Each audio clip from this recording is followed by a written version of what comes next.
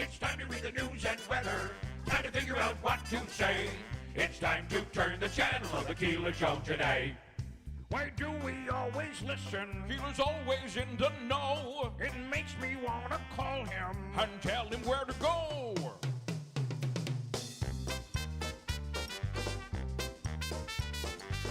And now let's get things started. Andrew, let's get things started.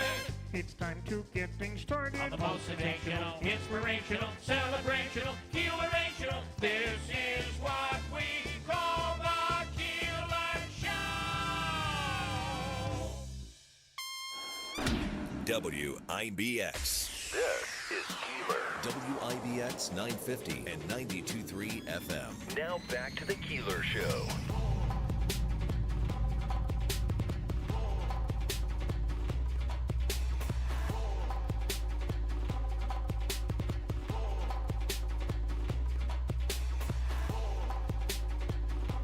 Well, good morning. I did not find it to be overly slippery at all this morning. Did you? You did? I did in my driveway and my road in particular. The main roads were fine. Yeah. But as I pulled out onto my road, I was like, oh boy, this is going to be tricky. I So do it's in think spots, I think. Yeah, I do think sidewalks, driveways, ice skating rinks will be very slippery today. So be aware. Good morning, Tim Reed in studio this morning. We have a lot to talk about. Tanya Powers coming up in a bit. Ryan Schmelz. You have some interesting stuff happening in Congress. It looks like there will be a vote on the health care issue. Looks like that will be coming up. I think 7 or 8 Republicans have stepped away and are forcing a vote. And that I'm not sure where that goes in the Senate, but it doesn't seem like the majority is all that strong anymore in the House for Republicans. Boonville Police Chief Dave Olney, former New York State Trooper, will be on to talk about what police protocol is in a situation like yesterday, which happened in Minneapolis. What is protocol in New York State for state police or for Utica police or et cetera, et cetera? We'll get into that. Your thoughts on yesterday's very unfortunate, any way you look at it, unfortunate. In many ways that you look at it, unfortunate.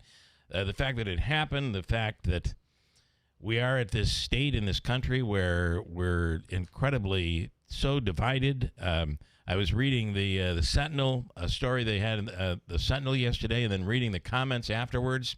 She got what she deserved. I'm glad she was shot. Where we are as a country right now is pretty stinking scary. Yeah, it just continues where one side celebrates over political stuff like this. So anyway, my take was... Well, even beyond, I mean, you have people celebrating over somebody being shot and killed. Right. It's beyond the politics. It's taking politics so far that it's just horrible. Right. Well, and I say that just because, again, we talked about this before, that social media was a buzz after Charlie Kirk with people literally laughing and celebrating his assassination. So I don't understand how the woman's car got in the road the way it was. What I see in the video, there's a her red SUV is parked cockeyed in the road. I guess, I don't know, what do I want to say, perpendicular? It's the wrong way. It's almost like she was trying to do a 3-point turn. She was at one point waving the SUV, which was unmarked, waving the ICE agents to go by. They get out of the car. They seem to try to open the door, I'm assuming, to take her out of the car. She looked as if, in my opinion, what was happening, whether she was harassing police, whether she was informing people in the neighborhood that ICE was there doing a raid, whatever she was doing, it looked like she was trying to leave the scene. And the police officer, the description that she was using her vehicle to try to run over the police officer, I don't buy that.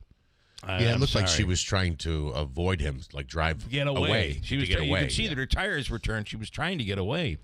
The other part was it just seemed so quick and so effortlessly when the ICE agent just shot into the car. We have reached a horrible boiling point where I'm afraid this is not probably the last time we're going to see something like this. Tim, your thoughts on all of it? I wish we could jump into the time machine and go like 2 months later. Yeah. Because then we'd have certainly a lot more information in regards to whatever it is. But we're so 2 months quick ahead into the future? Into the future. Oh, yeah. Let's go to the future. Well, and then we would know, because everybody just immediately passed. They go to their respective corner, whether it's right or wrong, and that's the bell that they toll. And unfortunately, though, it's not hard to go there, considering you're dealing with a woman against a group of male police officers, and when it looks like she was trying to drive away. But everybody's guilty of that. The mayors. While there are some people saying, "Yeah, I love what the mayor said. I mean, get the F out of Minneapolis." He said the account that it was self-defense was BS. Right. If you're the mayor and your job is to try to prevent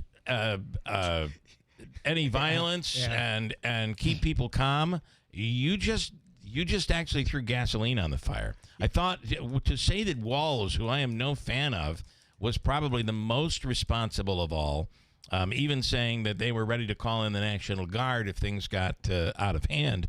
I thought he was probably the most level-headed of all, and maybe not the whole day, but at least the press conference that I saw. President Trump immediately came out before anybody saw anything. I mean, he saw what everybody else saw. I'm not even sure he saw it, and claimed it was self-defense. She was a terrible woman who tried to drive police over. What in the hell? Be a president for a change. Give me a break. And Kristi Noem, again, she initially said the police were trying to dig themselves out of being stuck in the snow, and a woman came in and tried to kill them with her car. Everybody, both sides, irresponsible, terrible, terrible, terrible. I'm sorry. And at what point are we? And then you have a video, and it's very difficult for the administration now to come out and say, no, what you really saw was her trying to drive the police officer over. When people watch it over and over again, I guess maybe you can think that, but if you're honest with yourself, it didn't look like this woman was trying to drive over a police officer. It looked like she was trying to escape. And is escaping with your vehicle, does that warrant a police officer pointing a gun at a car and shooting the person down? I guess if you're trying to drive into a crowd of people. The other part of this is the legal aspect. If the police officer, if the ICE officer thought that his life was in danger, I believe by the law, it is a justifiable shooting if he felt she was trying to run him over. So unpack all of that. And wasn't he supposedly involved in an incident in June or July, a dragging incident? I don't know. I kind of had to shut it off after a while. It was just getting... Minnesota to me is just like, I went to summer camp there. And to think about between this and the whole Somali thing, it's of all the 50 states, this would not be number one. It wouldn't be the place that I would have chosen be the place that you would think this would happen. Cray land. Yeah. I'm with you on it. So there's a lot to talk about. It'll be interesting to get Chief Dave Olney's take on all of this. But then again, there are some people who say, "Hey, she should have obeyed the officers. Had she not obeyed the officers, she wouldn't be dead." I don't feel that's a justification either. So a couple comments here. Wayne said he felt like she was trying to run the officer over. Let me see here. I don't want to misquote him. He says, Wayne, if you watch, her tires are turned to the right. She's trying to get away. The lady tried to run down the ICE officer, and he was wrong for shooting her, ? And then she didn't try to run him down. I don't believe that was what he was stepping in to stop her. He was able to easily step away and shoot her. And she was going, let's not forget, she was going like a mile an hour.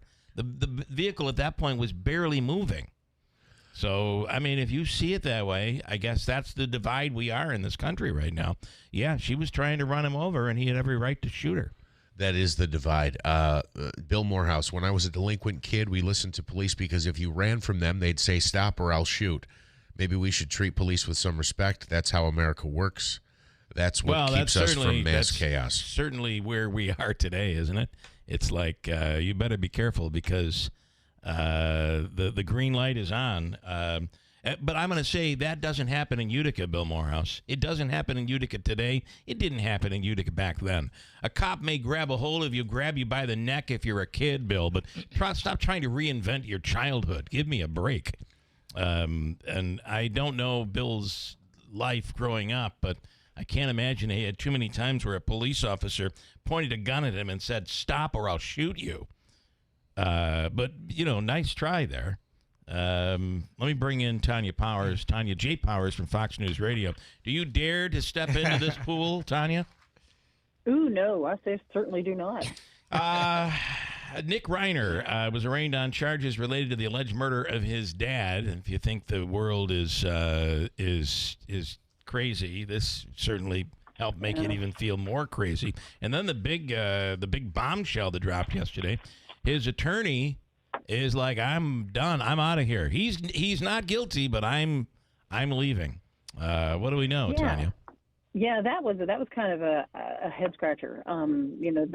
I didn't expect that. Obviously, I don't know that a lot of other people did either. But yeah, you're right. The big takeaways from yesterday's hearing were that his attorney Alan Jackson, who is a well-known lawyer, his clients have included Harvey Weinstein and Kevin Spacey, a high-profile guy. He had been named as his attorney, withdrew himself from the case, didn't really give a lot of detail as to why. Reiner is now going to be represented by a public defender. His plea hearing, that was yesterday, which he was supposed to, enter a plea, that's now been postponed until February the 23rd. So that's going to wait for a while. Prosecutors had not decided at that point whether they will seek the death penalty.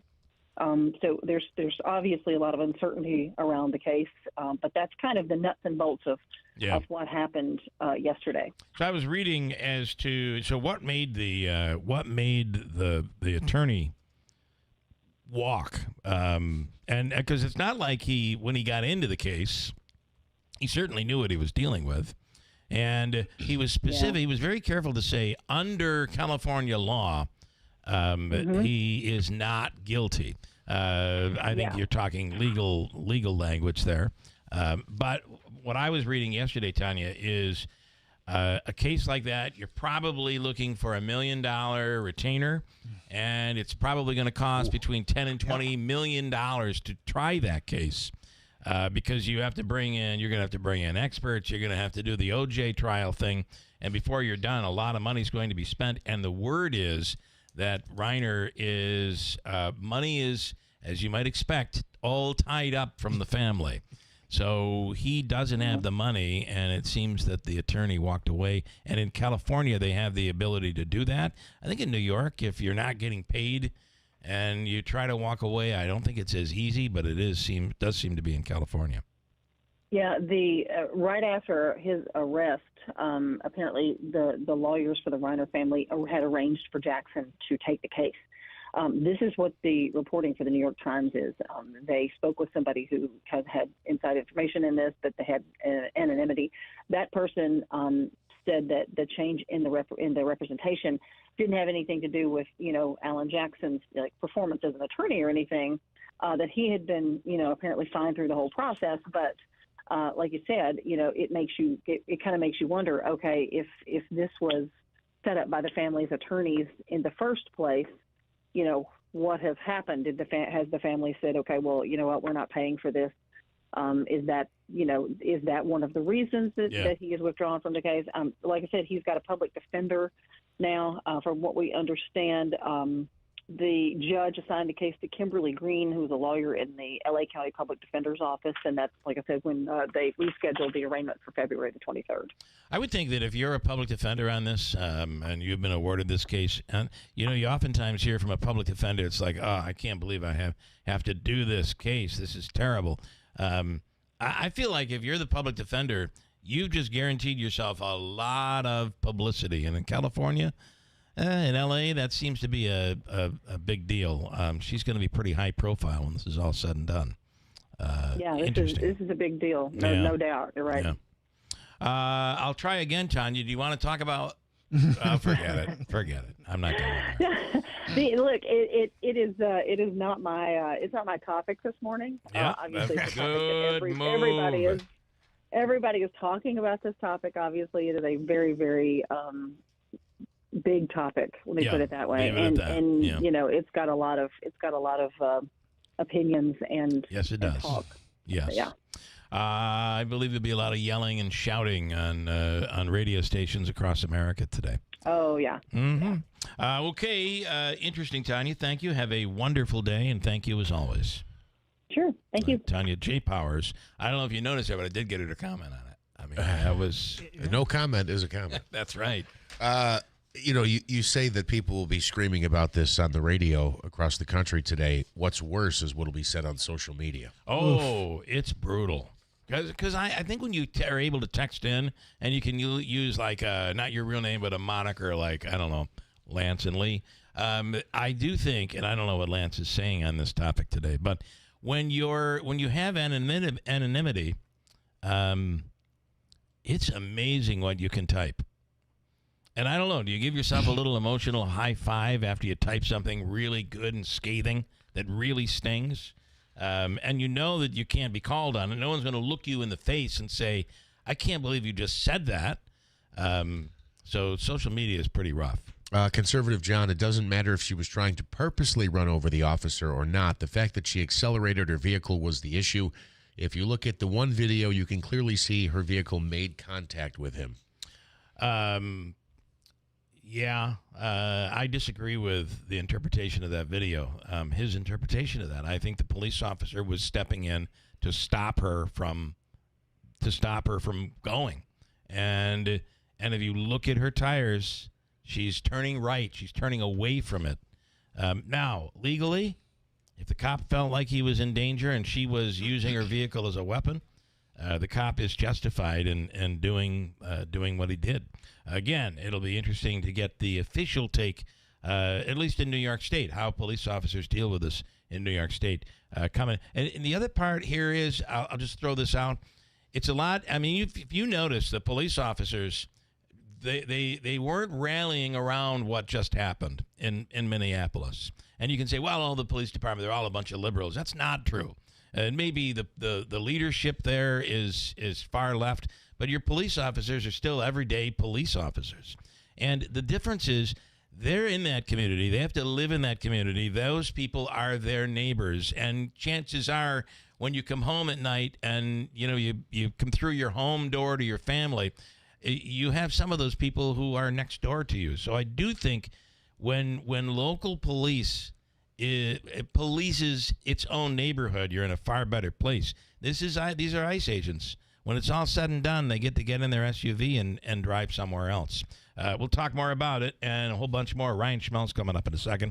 A lot of information out there, Davey, on the Buffalo Bills and their chances of going forward. And all you hear about is how healthy Jacksonville is. By the way, they have their strength trainer, formerly with the Buffalo Bills, how healthy Jacksonville is and how banged up the Buffalo Bills are.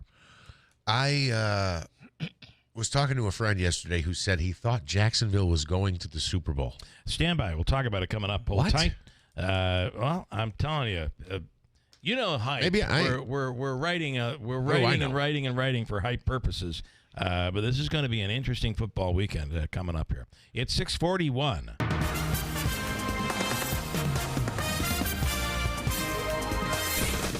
Bill, we have mostly cloudy skies and 33 degrees. Good morning. I'm Jeff Manaski, WIBX 950 AM, 92.3 FM News Time is 642.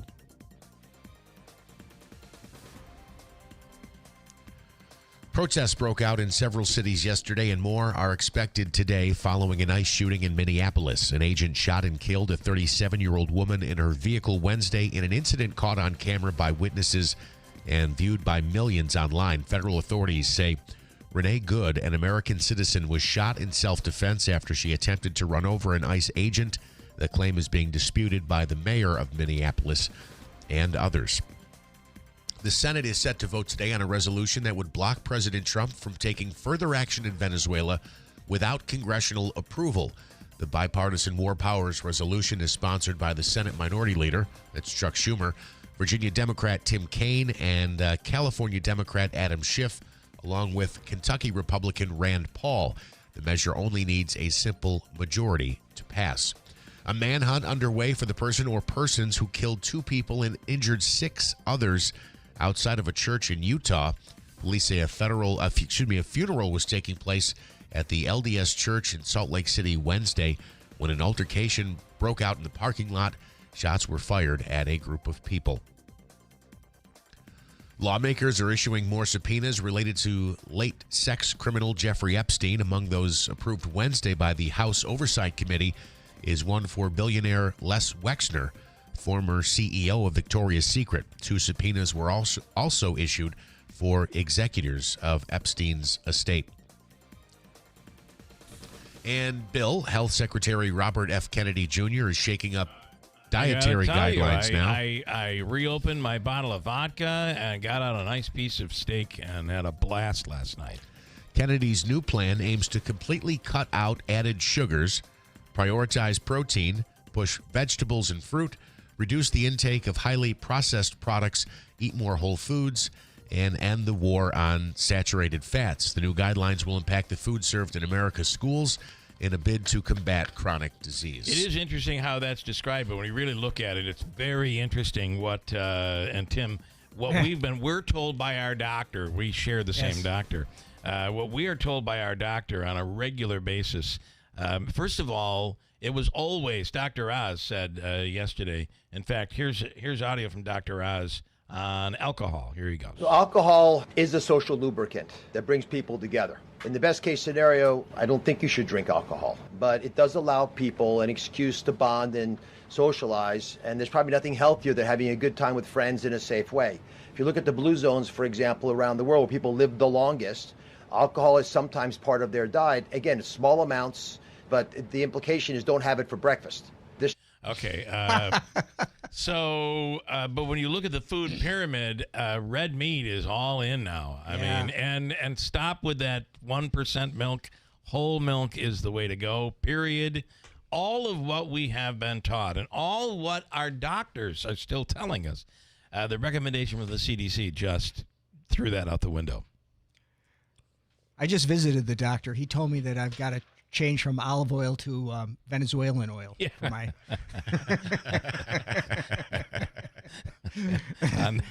Well, your prescription, I think, is coming right up. I think I had alcohol for breakfast. On that note, let's go to Ryan Schmelz from Fox News Radio talking about the House and Senate both getting briefings from the Secretary of War and the Secretary of State on Venezuela. And as you might expect, there were a lot of different opinions coming out of there. Ryan, good morning.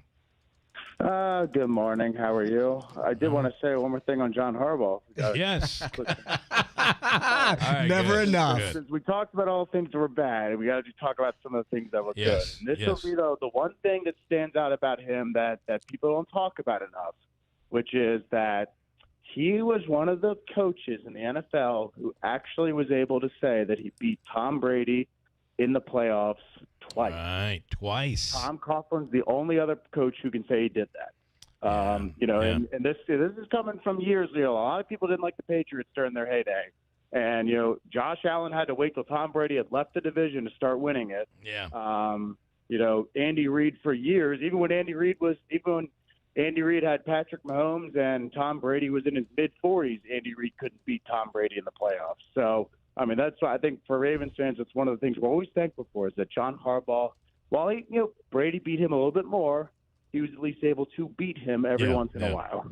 Well, to be fair with Josh Allen, I mean, he was a child when he was playing Tom Brady. So, but yeah, listen, as much as, and what's going on with his face and his, I mean, it does look like he's had a little work done on the face there.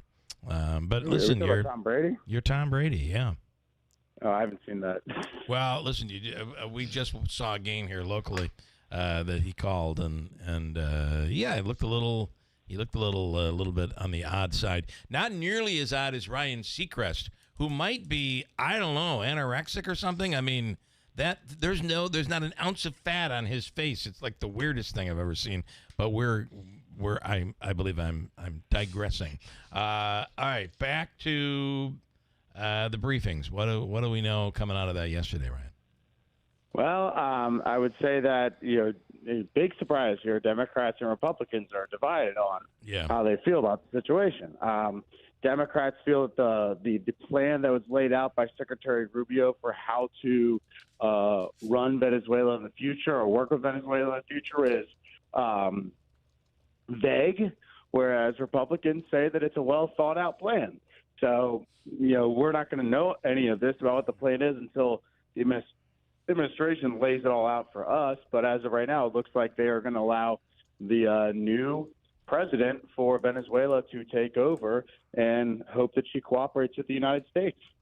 And that becomes the difficulty for some of those Venezuelans who are in the United States who have been celebrating this, feeling that there was going to be an overthrow of the government and it was going to bring in democracy and they were going to be able to go back home. But I don't think they're welcome to come home at this point. So it is, and someone, I think pretty wise, 2 days ago said to me, the only way we're going to be able to form a proper opinion on Venezuela is by waiting to see what happens. And I think that people would be better served to do that. If this thing works, everybody was, the planning was genius. If it doesn't work, there'll be plenty of people to be able to criticize it.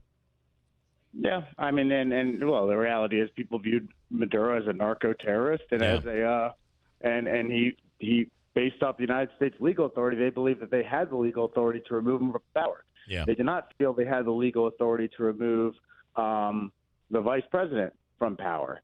Now, of course, I think that it seems like the next step here is that eventually Venezuela will have elections. And the hope is that this election, unlike the ones under Maduro, will be fair and free and not rigged. And ultimately, they can put an opposition leader in there who they feel can run the country. Well, I think the president feels he can work with her. I think that's the message coming out of all of this. Yeah, maybe. Yeah, we'll see about that. It seems like she's willing to cooperate with the United States so far, but she also was handpicked by Maduro. Well, and let's not forget, in this week, and maybe this is what has been needed, is you just can't turn this into the democracy that it maybe once was, because chaos will ensue. Look at what happened in Iraq. But, journalists being arrested, the law now on the ground in Venezuela remains if you are against the government and you speak out, you will be arrested. If you speak out positively about Maduro being arrested and ousted, you will be arrested. So not much has changed on the ground as of right now. So we will see. Yeah. And I'm looking at the new food pyramid right now, and I'm realizing that my diet actually does match what they're talking about now. So this is nice. A little bit of red meat, a little bit of alcohol, kg here and there. Yeah. I mean, and people are reacting to that like that's, I'm still seeing protein, dairy, and fruits and vegetables at the top. It's literally the Popeyes diet is the way to go now, which is like literally that's how my diet's been: protein, fruits, and vegetables for the last 20 years. Yeah. Was there a time in there that you were since high school when my coach said you need to bulk up so we can play tight end because you look like a wide receiver right now. That's literally been my diet ever since. Yeah, there you go. And you get used to it, and it works for you, and bingo, you're all set. All right. Interesting stuff there, Ryan. Thank you so much. We appreciate it. Of course. Thank you. Have a great day. Do we want to talk a little bit about the Bills being all banged up? You have people saying freshly shaven Jeff Manaske. I know. I was looking at him. It was like, wow. So, okay, quickly on that, I got my hair cut yesterday, and the nice young lady said, "Whoa, would you like me to do your beard? I can bring your beard line down to your chin." And I said, "Sure, go for it." And then I got back in the car and went, "Wait a minute, this is crooked." So it was crooked. Tried to fix it at home, and that never goes well, especially, there wasn't a lot left there. Usually I have whatever. So I look like I'm 12 again, except I have like the look. extra wrinkles and gray. You know what? More than I did when I was 12 anyway. I've never had a beard or a mustache. And except when I'm on vacation and you're not all of a sudden you're like, wow, I can't believe I didn't shave for the last 4 days. Nothing like Andrew Dominio, who within 3 hours, the wolf man. I just shaved my back, and all of a sudden now it's coming out of my shirt. Nonetheless, that's good. So I have some people telling me that, and it surprised me yesterday. I said, "Are you serious?" They said Jacksonville wins the Super Bowl. That Jacksonville goes to the Super Bowl, and that they're the hottest team in the league, and the Bills are no match for Jacksonville. Now, I know Jacksonville's good. I think they have a good defense, but Trevor Lawrence, if I'm a Jags fan, really concerns me. He seems to not come up clutch in the big moments, and I don't know. I don't know. I feel like with Josh Allen, I think the Bills need we've seen those, like when the way they played the Patriots. When the Bills played the Patriots the second time. Phenomenal. Right, Davey? Yeah. Phenomenal. Yeah, you're going to need that team. You want to say more, Davey? You're going to need that team to play. I mean, they're going to have to play perfect football. This team's going to have to come out from the kickoff and can't be the second half team that they've been the last couple of weeks. They got to go right from the get-go, from the first quarter to the fourth quarter to the end of the end of the game. New England's a bad example because it was in their let's not play in the first half, let's play in the second half. Was that how that? Yeah, I forget about it. They all meld together for me. If the Bills win the kickoff on Sunday at 1:02 and drive down in like 13 plays and take off most of the clock in the first quarter and score and hold the defense, can hold Trevor Lawrence and Trevor Etienne, the running back for the Jags, I think the Buffalo Bills can win this game. This could also be one of those where the Bills' offense is pristine and the defense allows Jacksonville to score, and it's a high-scoring affair, and it comes down to the final play of the game. But us three here, Tim, me, and you, Bill, both know that the Bills' defense is ferocious. They're 29th ranked against the run. Right. Yeah, they're first they're like in top 10 against the pass. Yeah, they'll come out and have a second half that's just unbelievable at times. I don't get it. I'll tell you, I still have PTSD from going down and seeing the Bills play against Jacksonville the last time that they played against them in the playoffs. I think it was 2018. It was the year before Josh came. Yeah. Their fans are horrible. I mean, if I hear the word Duval one more time, the fan base there, it's Jacksonville. It doesn't serve Jacksonville well for the Chamber of Commerce. That's all I will say. Although they didn't know what to think about the Bills fans coming down there. Oh, and Bills fans travel really, really well. Yeah. I don't know what it is. Bills fans must just have a lot of PTO. Because they'll just be like, screw it. These guys are driving down. I'm going to Florida. I'm going to drive. I'm going to take a week to get there. Yep. And when I'm done, let's see where they're going to play next week. I might travel over there to watch the next game. The other thing is, I'm surprised Ryan Nobles was saying he's worried about Jacksonville going to the playoff, the Super Bowl. I think the Texans are the dangerous team. Yeah. I think that team is right under the radar and is very dangerous. I think the only team that I could look at and say I don't think they have – I don't think Pittsburgh has much of a shot. Everybody else, I think this could go anywhere this year. It doesn't seem like there's one dominant force, and it will be very, very interesting. Anything further on this? A lot of injuries, though, Davey. A lot of injuries. They're banged up pretty good. In fact, they did grab a kicker this week, right? Yeah, from the Washington Commanders, they signed them to the practice squad. Yeah, so. all right. They know Matt Pater's not going. I'm hearing that he's still day by day, so he still might play. So. Well, so if this guy, at least you got somebody on the bench that you can rely on. At least it's not that Michael Beasley. Yeah, Manansky. 1.5 is the spread. The Bills are getting 1.5. Yeah, so they go in favored. No, I'm sorry. They go in favored, correct. Favored, so they're in Jacksonville. Wow. Favored. And usually the home team gets is 3 points. At least, yeah. Yeah. Wow. Let's see. I'm trying to think of other things that. Please follow your time there. We can. Oh, you really want me to? Yes. All right. Well, forget it. I'm not going to talk about it at all. Comets have a big game coming up Friday. It's the sock toss. The Pioneers, a big game on Saturday at the Adirondack Bank Center. And they had a good game last night, as a matter of fact, right? Yes, they won 5-1. Big win. So got a point in all 3 of their games so far in 2026. Chief Dave at least Lonely, a point. And his take on all of this coming up next hour. Hi, this is Scott Hayes. And this is Jill Hayes from New York Sash. You know, honey, the first time you said, never let a Windows salesperson into your home, I thought you were nuts. But you were right. Like there was really any doubt.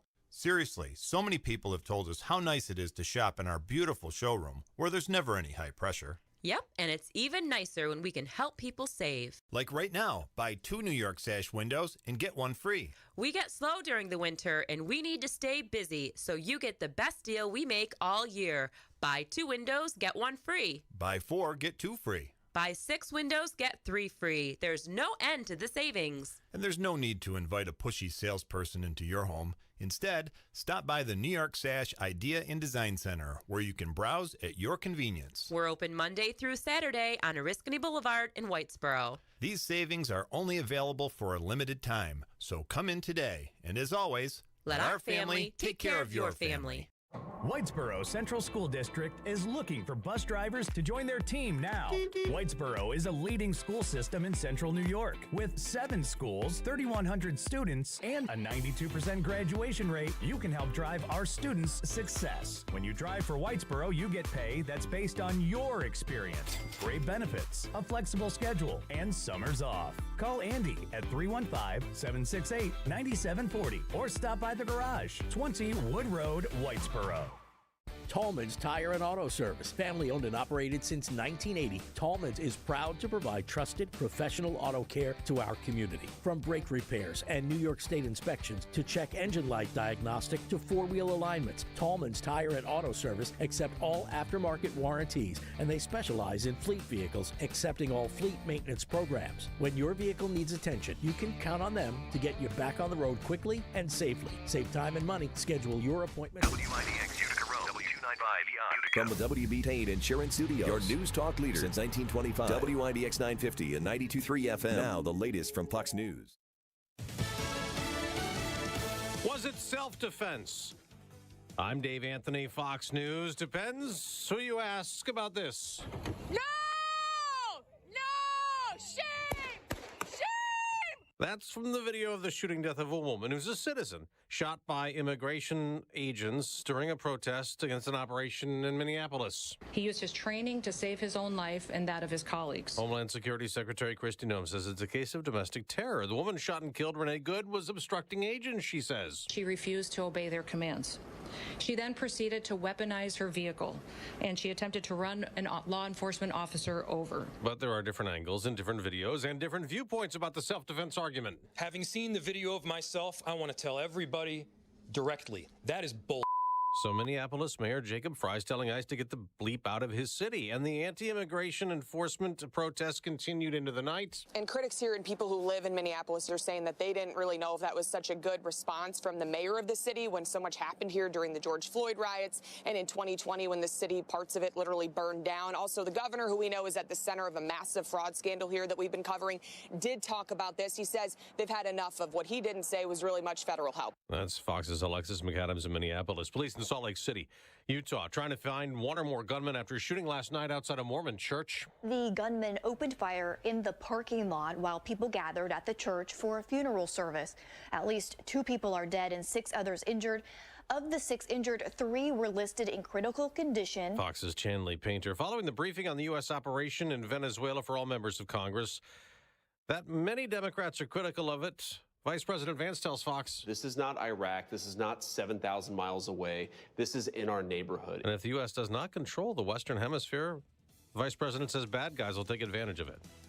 America's listening to Fox News. Wesley Financial Group is not a law firm. I'm Chuck McDowell, founder of Wesley Financial Group. Did you buy a timeshare because they told you it was a great investment? That's a lie. Most timeshares can be bought online for $1. To find out what your timeshare is worth and to cancel it, call us today and we'll send you our timeshare exit kit free with all your options for cancellation. Call Wesley for your free exit info guide. 800-486-9600. That's 800-486-9600.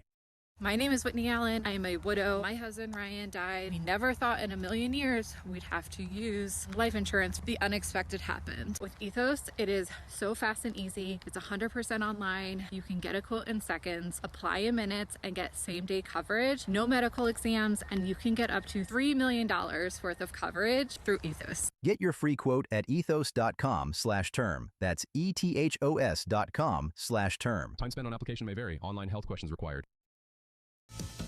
We mentioned that private briefing all members of Congress got on the operation in Venezuela that captured leader Nicolas Maduro. Here's some reaction from the left. Multiple Democratic senators are demanding a public hearing after meeting with Trump administration officials behind closed doors. Senator Chris Murphy torched the administration for what he believes is a lack of a plan to stabilize Venezuela. Their plan seems to be to steal the oil and use the leverage over the oil to try to micromanage the country on a day-to-day basis. That sounds like a recipe for disaster. Republicans have mostly been supportive and confident in the administration's actions since the operation to remove Nicolas Maduro from office. On Capitol Hill, Ryan Schmelz, Fox News. Nutritionists are digesting new federal recommendations on what Americans should eat. The food pyramid is literally turned on its head in new federal dietary guidelines issued by the Trump administration. My message is clear: eat real food.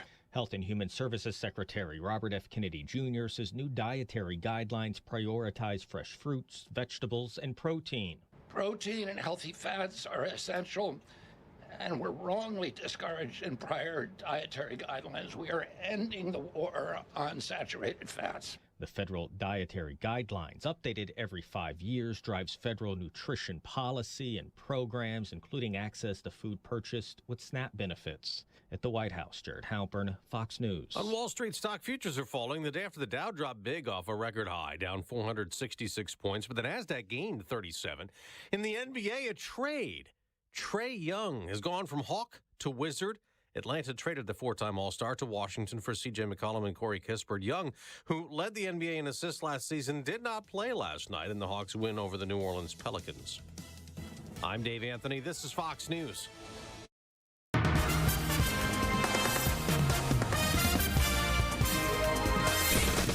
We have mostly cloudy skies, 33 degrees. Good morning. I'm Jeff Manaski, WIBX 950 AM.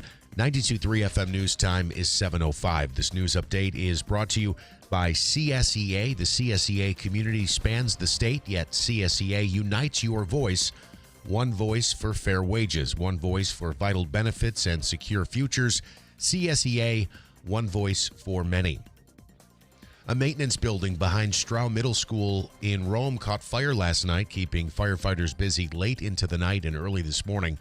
The blaze was reported around 9 p.m. Investigators still looking into what caused the fire. No injuries were reported. The Whitesboro Central School District has its next superintendent. The Board of Education voted this week, appointing David Russo as the district's next leader. He's been with Whitesboro since 1999 after beginning his career in the Utica City School District. He's also worked as an elementary principal in Holland Patton and Westmoreland. Brian Belair, who's been Whitesboro's superintendent since 2016, is retiring in September. A local woman facing charges after New Hartford police say she falsely reported an armed robbery. NHPD was called to Burstone Road near French Road Wednesday morning around 11, with the woman claiming a man displayed a firearm and robbed her of personal property. After investigating, police say they believe 46-year-old Jennifer Lincoln made the story up. She's now charged with falsely reporting an incident and making a punishable false written statement. Both of those are misdemeanors. Oneida County Executive Anthony Picenti announcing the framework for the county's Artificial Intelligence Task Force has been finalized, marking a significant step toward the responsible evaluation and use of AI across county government and the broader community. He says the framework ensures that Oneida County approaches artificial intelligence thoughtfully, responsibly, and with the public interest at the forefront. Picenti also saying that AI has the potential to improve efficiency and service delivery, but it must be implemented with clear safeguards, transparency, and accountability. He also says that the newly established task force will help strike that balance as the county moves forward. And in the town of Clay, they are moving forward with building the plant for Micron Technologies. In fact, we now know the date for the groundbreaking ceremony. It's set for January 16th. The ceremony is set to take place at 1 p.m. at the project site located on the corner of Route 31 and Caudenoy Road. Micron wants to build up to 4 factories at a cost of $100 billion. The first will not open until 2030. Construction was supposed to start in 2024, but an environmental review took longer than expected. WIBX 950 AM, 92.3 FM news time is 7:08. Here's a look at your Weather Center forecast. Still may be some fog drizzle around this morning. Could be some areas of ice in some spots, especially untreated road surfaces. Please travel with caution. Clouds give way to sunshine and the mild weather surges back in up into the upper 30s today. Tonight, 30, North Country 20s. Tomorrow, some rain showers and very mild into the upper 40s. A chance of rain Saturday afternoon. A little bit colder in the upper 30s. I'm meteorologist Ray Stidgick at the Weather Channel, WIBX 950 AM and 92.3 FM. Cloudy skies, 33 degrees at 7:09. All right, from the IBEW 43 local sports desk, the Utica Comets get a victory and continue their 2026 point streak. It's now at 3 games. The Comets skating to a 5-1 win last night over Springfield at the Adirondack Bank Center. The Comets are also home on Friday night. A reminder, that's the sock toss game. It is against the Syracuse Crunch, and the puck drops at 7 o'clock. College football playoffs back into action tonight. Number 6 Ole Miss will be kicking off things when they battle number 10 Miami in the Fiesta Bowl tonight. The Rebels have advanced to the semis after collecting wins over number 11 Tulane and number 3 Georgia. The Hurricanes, hoping to stay hot, they beat number 7 Texas A&M and number 2 Ohio State. A member of the Kansas City Chiefs finds himself in the middle of another off-field controversy. Wide receiver Rashee Rice has been accused of domestic violence by his ex-girlfriend. The supposed victim posted multiple photos showing her physical injuries on social media yesterday. The Chiefs released a statement saying they are aware of the allegations and are in communication with the NFL, but have no further comment at this time. The Jets are hoping to find a franchise quarterback in the upcoming draft.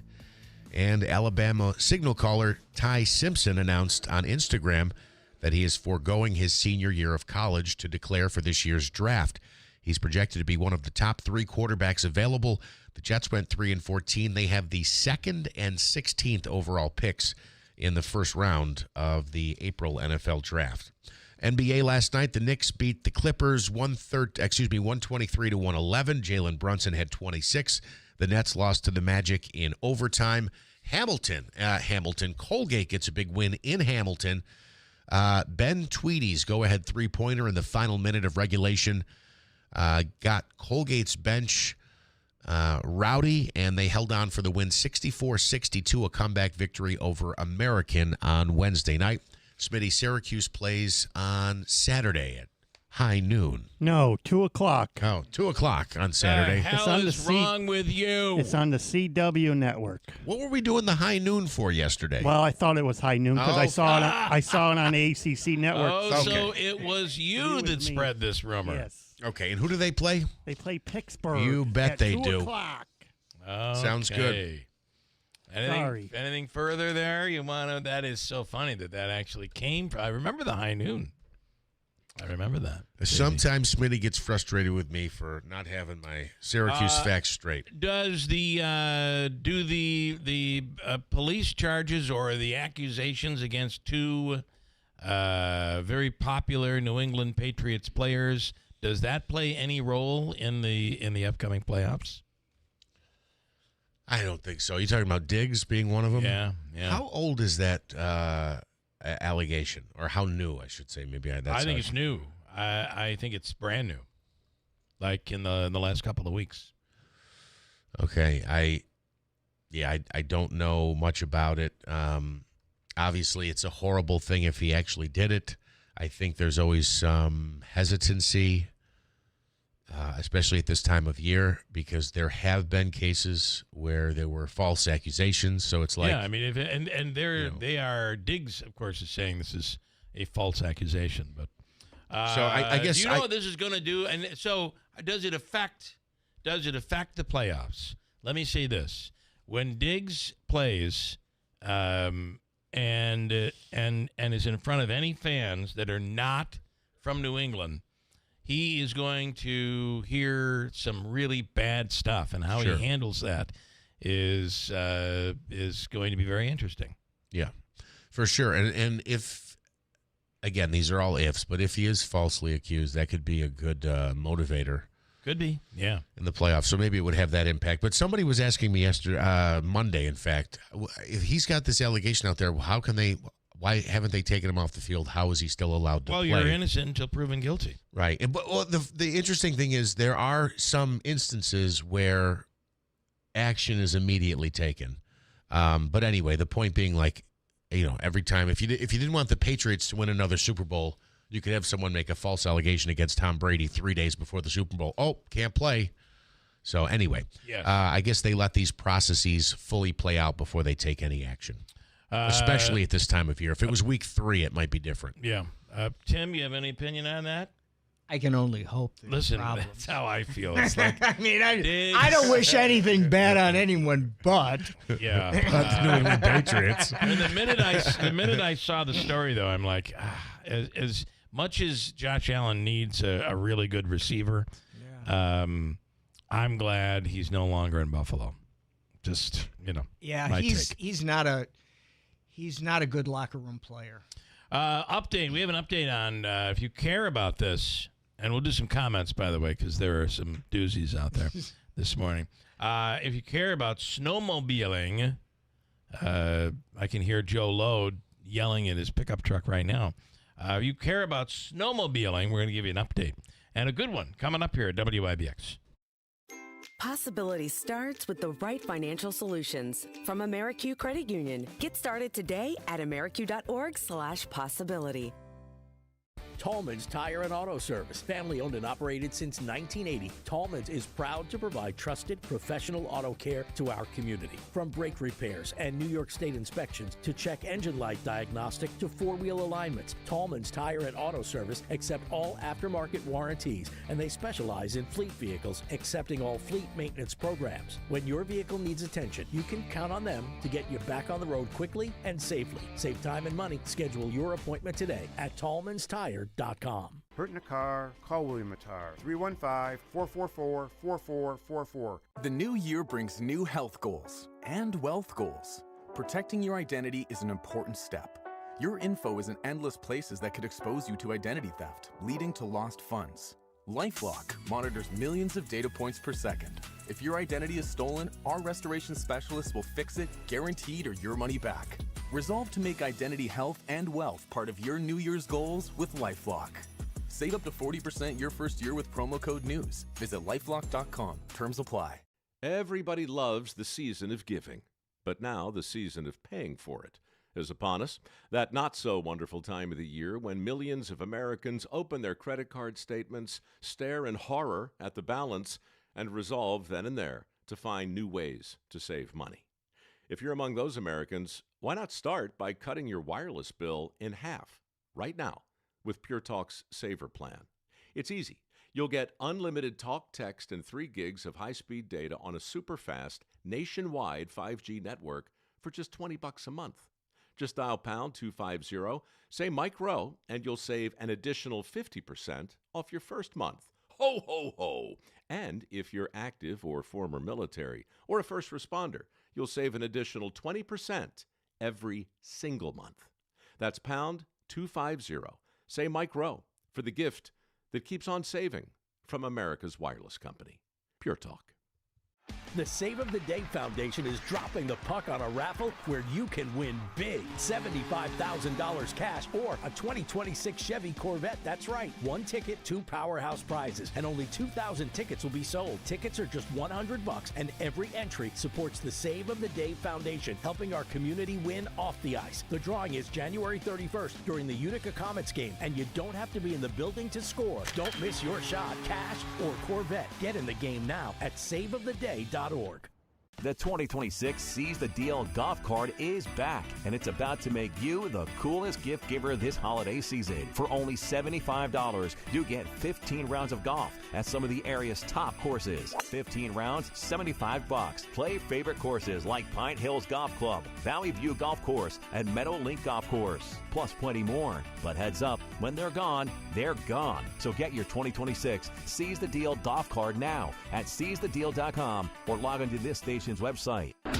WIBX. This is Keeler. WIBX 950 and 92.3 FM. Now back to the Keeler Show.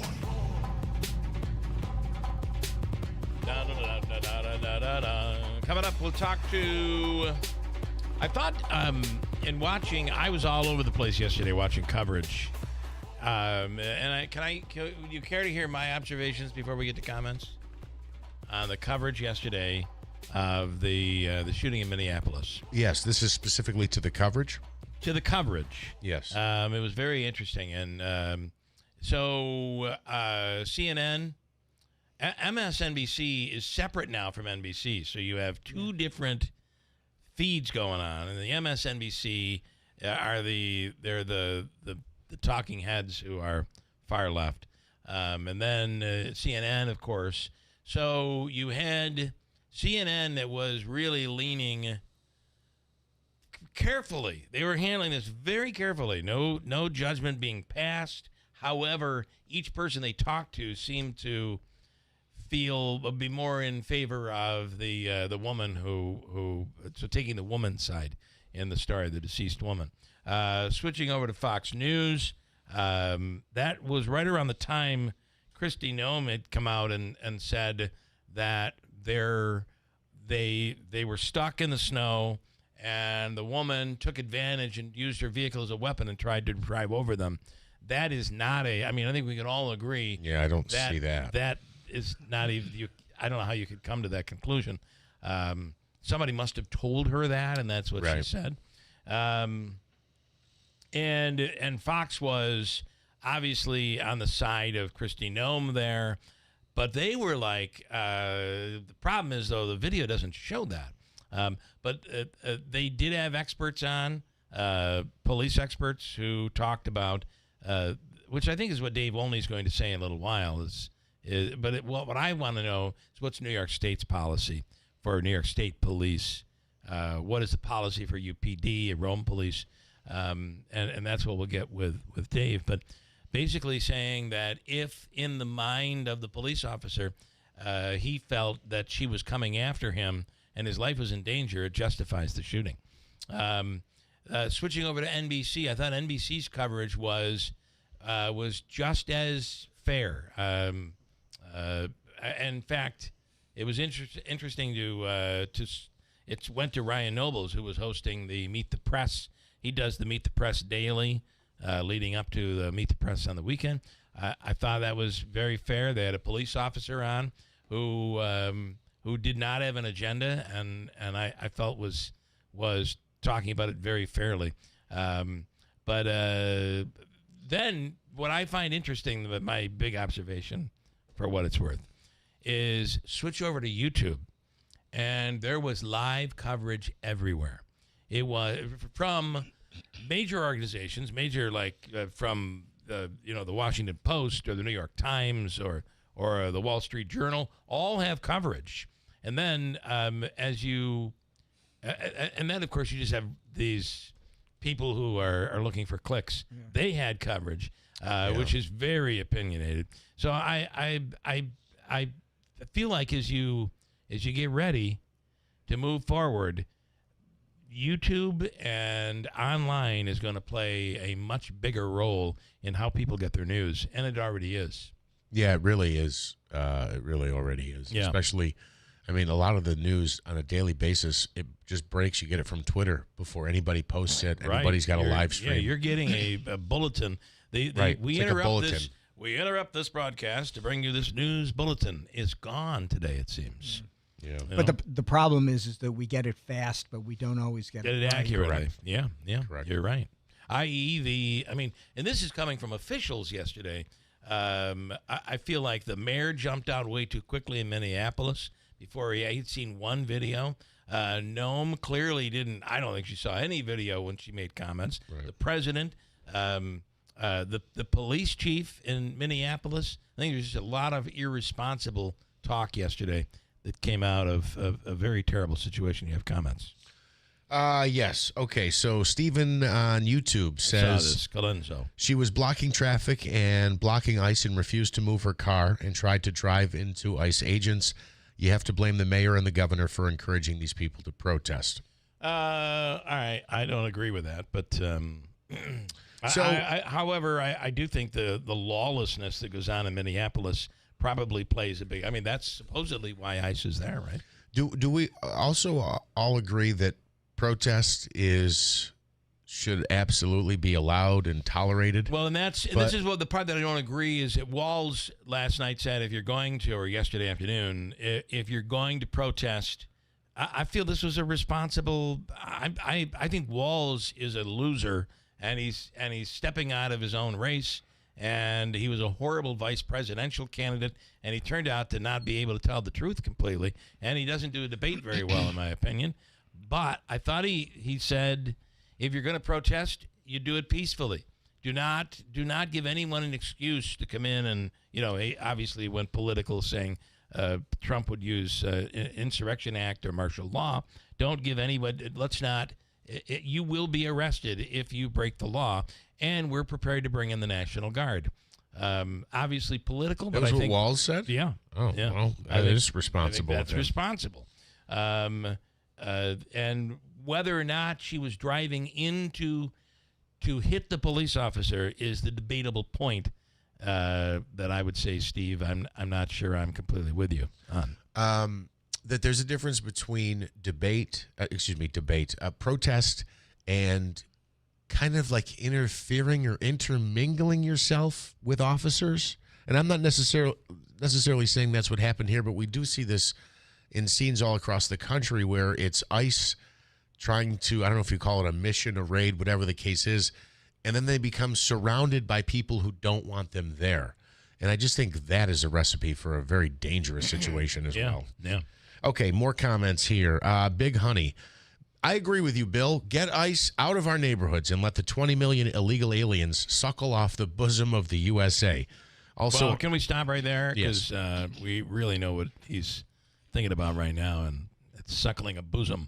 So I'll let him do that up in the North Country and Hecla and leave it at that. Suckle away, Big Honey. He says, also, unfortunately, the Bills will only get off a couple of field goals against the Jaguars. So far, your predictions, Big Honey, on the Bills have been a little on the weak side. But maybe you're right. I believe me, if you're going to lay out all the money on the house and you're gonna put your mortgage on the line, I don't think I would do it on the Bills to go all the way. Ja Wick says, Jeff doesn't look like Dan Fouts anymore. Okay. He says, I bet it grows back before 5 p.m., though, like Homer's beard. No, I can tell you. That's Andrew. You're mixing them up. Yes, there. Correct. Yeah. It'll take 2 weeks before it's noticeable on YouTube again, before you notice it. And then Ja Wick also says, this will be a game of what quarterback has the most rushing touchdowns. He says, no more pregame Buffalo excuses for a possible loss. Okay. I don't know that there's any are you saying that the pregame excuses are they're banged up? They're banged up really badly, which makes me feel like I don't know how much success they're going to have going through these playoffs. Yet with Josh Allen, you never know. Yes, I said that, big honey. With Josh Allen, I'm sorry, I don't want to interrupt your suckling. But with Josh Allen, anything can happen. So one more. The Bills have a kicker now? They have a kicker now? They still have Prater, who is their replacement. And they brought in another kicker just in case, because Prater is day by day right now. So can they just need, I just feel like they need more well, you got to have wide a kicker. Receivers. Absolutely. You got to have a kicker. Right, absolutely. There's no question you're there. Right. The Josh Allen does really well when he has a target. When there's nobody able to get open and no one can catch the ball, it kind of makes your throwing quarterback a bit useless. Or he's got to run, and he's injured. So Matthew Wright is who they signed to the practice squad. Am I correct on that? I believe so, yeah. What's going? Bass never came back this year from that injury he suffered. No, and that was okay a with season ender. I'm okay with it. Well, no, he ended last year, never came back this year, and is still injured right now. But he was struggling last year, if you remember. The problem too with inconsistent. The problem with those guys too is you become a head case. Once it gets in their head, they get the yips bad. How about so you get a kicker in there. This happened over the weekend in a couple of different games. A kicker who hasn't missed in just one of the most accurate kickers in all of football. He misses an extra point. What happens next? He misses another extra point or misses a field goal. Yeah. It gets in their head, and that really is a head case position. That Sunday night football game between Baltimore and Pittsburgh. Holy cow! Pittsburgh's that was kicker crazy. had not missed an extra point all year.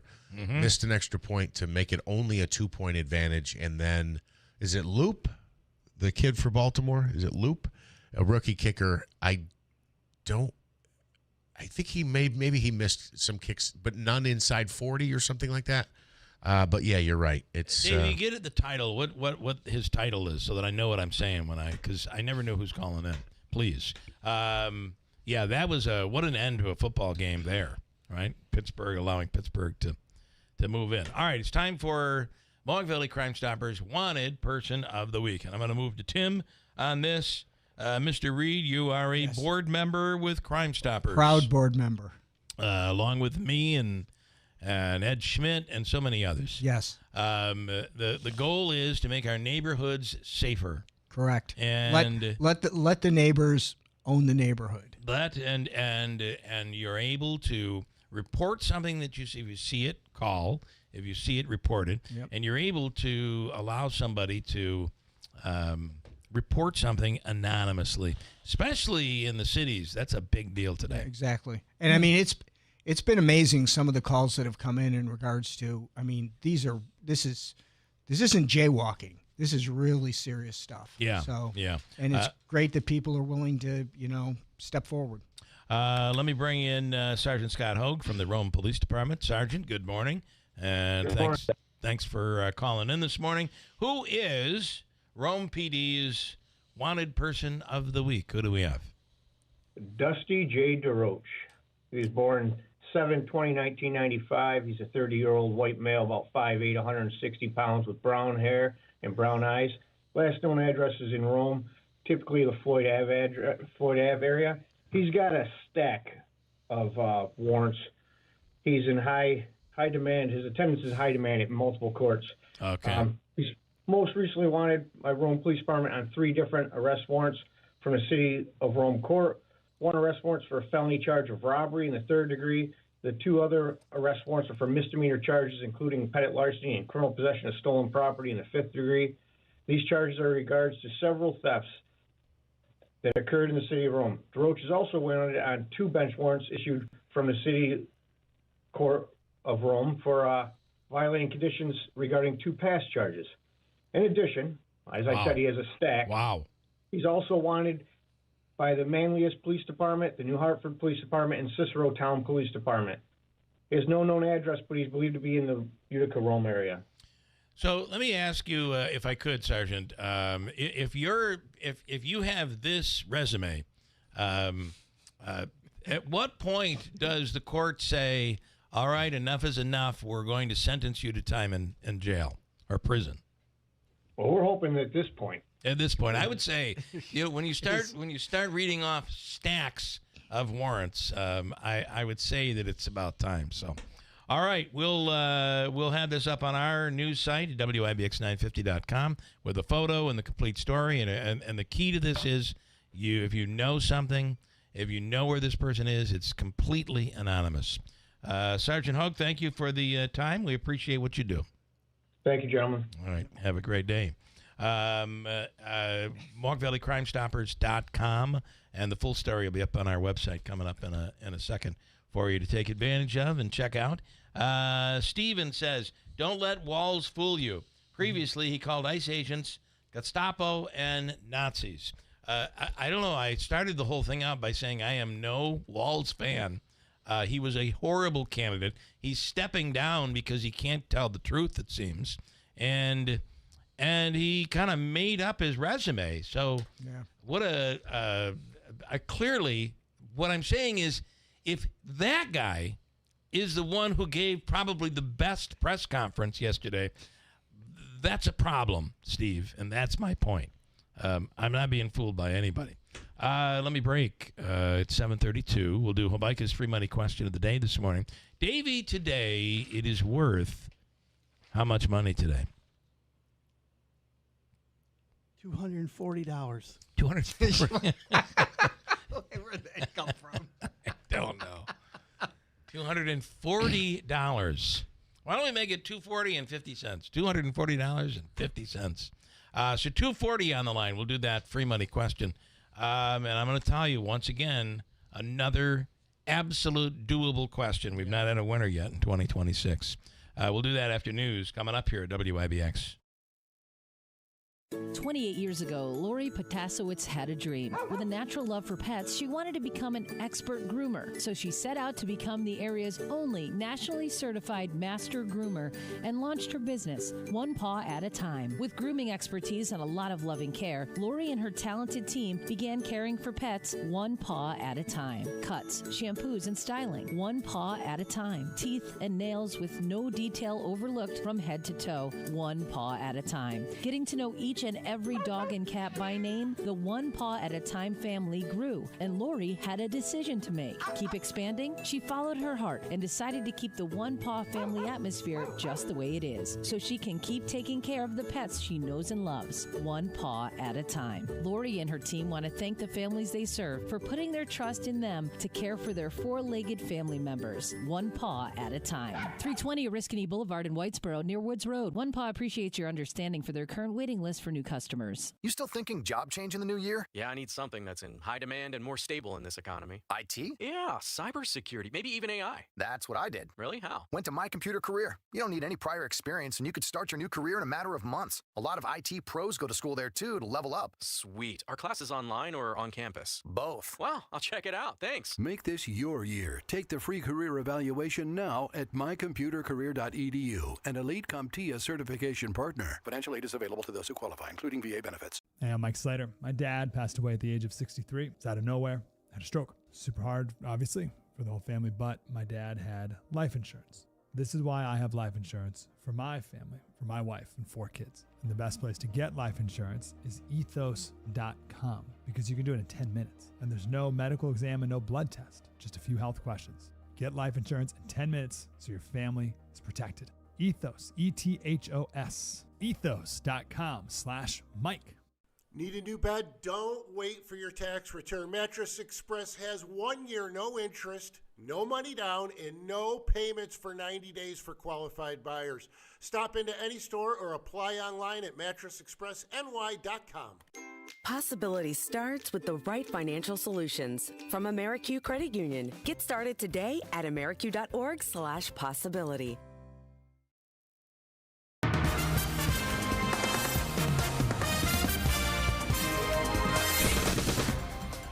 We have mostly cloudy skies and 33 degrees. Good morning. I'm Jeff Manaski, WIBX 950 AM, 92.3 FM. News time is 7:36. This news update is brought to you by CSEA. The CSEA community spans the state, yet CSEA unites your voice. One voice for fair wages, one voice for vital benefits and secure futures. CSEA, one voice for many. A large crowd attended a vigil in Minneapolis last evening for the woman who was shot to death by ICE agents. Federal authorities say 37-year-old Renee Good, an American citizen, was shot in self-defense Wednesday after she attempted to run over an ICE agent in her car. That claim is being disputed, though, by the mayor of Minneapolis and others who have seen videos of the incident. Venezuelan officials say 100 people were killed in the U.S. raid that captured President Nicolas Maduro. Maduro's wife was also captured and reportedly sustained a head injury in the raid. The country has declared a week of mourning for those who were killed. A manhunt underway for whoever killed two people outside of a church in Utah. Police say a funeral was taking place at an LDS church in Salt Lake City Wednesday when an altercation broke out in the parking lot. Shots were fired at a group of people. 2 were killed, 6 more injured. Officials say there's no indication it was a targeted attack against a religion. 9 Republicans are voting with Democrats to set up a House vote on extending federal health care subsidies. Wednesday's procedural vote passed by a slim majority, setting up another vote today on passing a 3-year extension of the Affordable Care Act subsidies, which expired on December 31st. Flu cases nationwide are up, and fewer Americans have gotten vaccinated. The CDC says about 130 million people have gotten a flu shot so far this season, down sharply from pandemic-era levels, and the U.S. is now seeing its highest flu activity in 25 years. 19 states are reportedly very high in respiratory illness levels as well. And HBO is renewing Real Time with Bill Maher for 2 more seasons.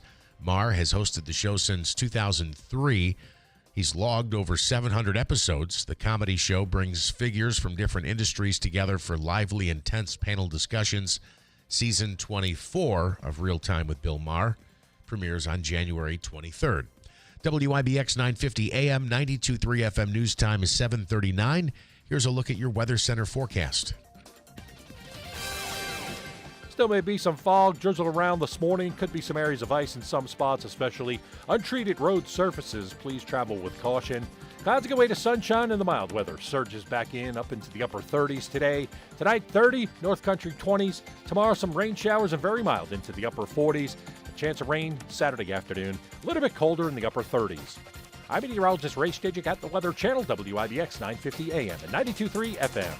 Cloudy skies, 33 degrees at 7:39. All right, 39. There we go. It's 7:39. 39. 39. Time for Hobica's free money question of the day. What was the amount again, Davey? $240. $240 today for Hobica's free money question. We're looking for caller number what?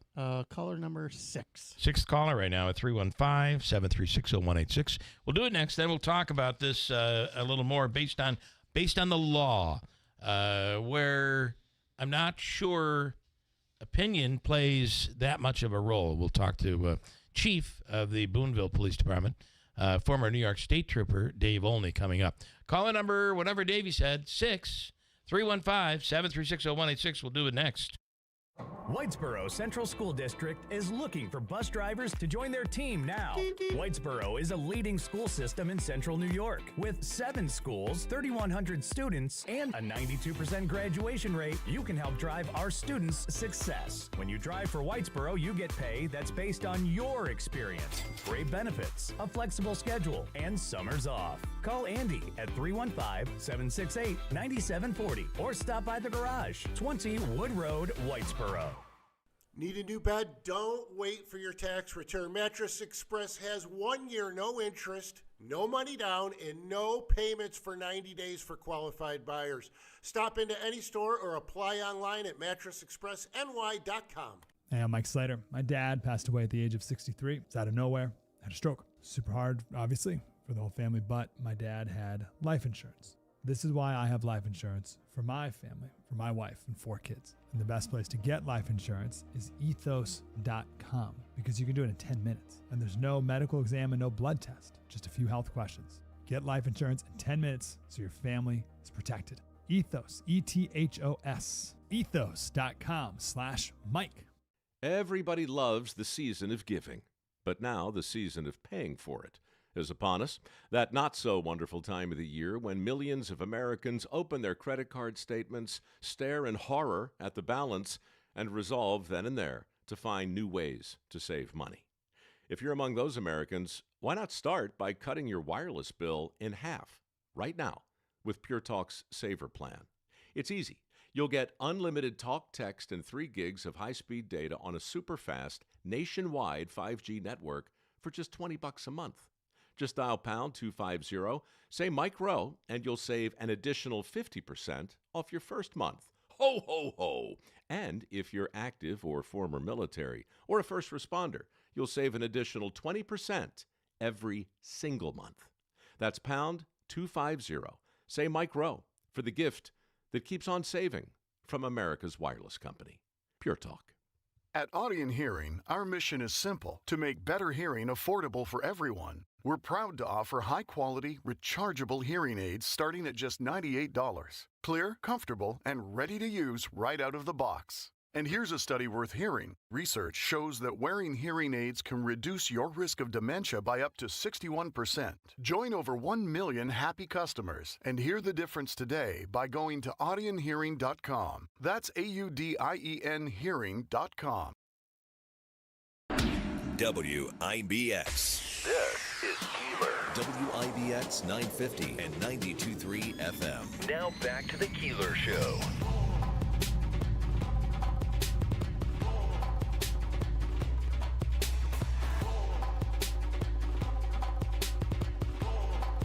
So do you have have you ever done the thing where the FedEx driver can actually open up the garage door and leave it in the garage? I've never had it where they have that automated.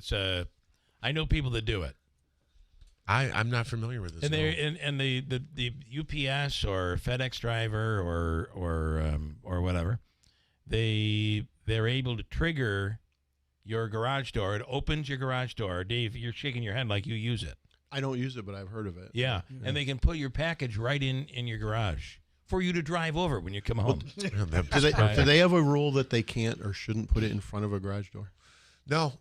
It's pretty much whatever the customer requests, if there is a request. Otherwise, generally the first door that you see in front of the property type of a thing. We have the best delivery people at our house. I'm telling you, they're wonderful. And sometimes sometimes I know them, and when I get something heavy, they'll help carry it right up to or even in the garage.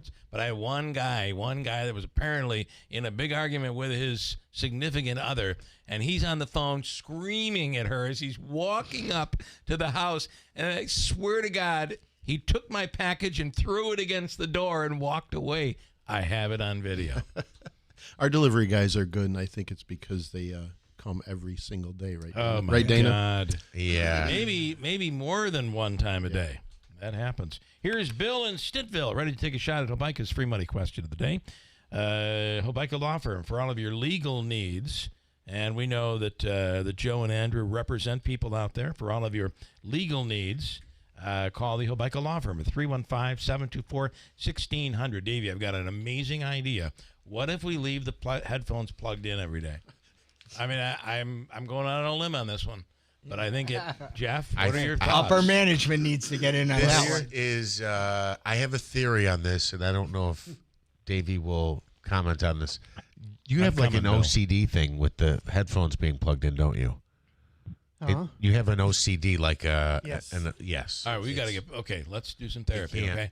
Don't do it anymore. Don't unplug it. It's like you and the hand sanitizer. It's not that easy. If it's there, you got to pump it. Believe me, I understand. I have my own little things. Quirks, ticks. Okay. For me, I swear to God, I always must have wanted to be a grocery store person, because in the refrigerator, everything has to be neatly with the label out in front and the actual full display. On display. I'm a nut about that crap. In the pantry, same thing. Oh, wow. I'll go in there and I look at it like, what the heck? Everybody's put this stuff back. You can't even read it. What do I want to see the barcode on the back for? That's funny. Hello? Hello, Bill. Good morning. Hello. Good morning. Sorry you have to hear about this stuff. You guys are interesting. Oh, yeah. That's a word. That's how my wife describes my cooking. I'm glad that you use that word. Interesting. Okay. Are you ready for this? I am. All right. So here it is. This is worth $240. You could be our very first winner of 2026. And I'm going to give you, this is a real bonus. I'm going to give you 3 categories, and you pick from one of them. Legal, world language, entertainment. You have one of 3 categories. Which do you want?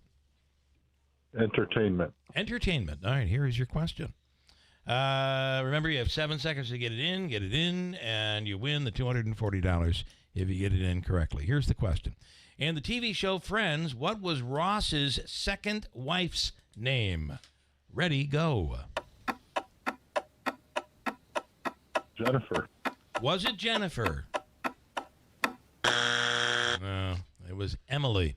That was a good guess. That was a tough. It turns out entertainment's a tough category. How in the hell would anybody get that? Just saying, Bill. I don't know. Obviously. I'm going to give you the. We have. I don't know if you've seen that car wash that's been under construction for the last 22 years, or at the very least since COVID. It's now open. The Tidal Wave Auto Spa in the former Zeb's location is open. We have a $30 car wash to give you to try that out. And it's kind of cool. At the very end of the thing, there's this giant chamois that dries your car and supposedly polishes it a little bit as you're heading out into the snow and slush and mud. And then we'll give you the all-in-one food and fun card. It's a $25 gift card. Go to the Comets games, Aquavino, Taylor the Cook, Babes, Cookies, The Odd, all that stuff. All right? All right. Thank Bill. you. Anything you want to add, Bill? Do you want to join in on any of the conversation? You want to add your opinion to anything? I wish it was still Zeb's. I wish it was still. I don't know what you miss about Zeb's. I miss those damn chocolate chip cookies. Yeah. Oh, those are so good. All right, stand by. Davey has you taken care of. And Davey, would you please? In studio right now is the Chief of Police in Boonville, Dave Olney. Good morning, Dave. Good morning, guys. So, I one of the things I found interesting was watching Kristi Noem's press conference yesterday, and she kept focusing on the fact that the police officer, really, the fly rolling around here, the police officer was injured. He was in the hospital. His family by his side. I didn't see that. Did anybody else? I mean, there were videos of him walking around afterwards. I don't know. Unless he was and this is why I want to bring this to you. Unless he was, there's a giant fly. Unless he was in the hospital for the purpose of mental. Let's, for a moment, this freaking fly. For a moment, let's talk. They hate pepper spray. You want me to get it? Could you? Yeah.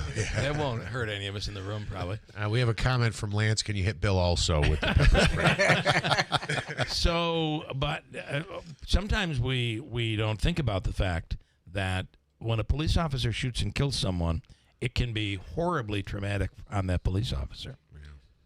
It absolutely is.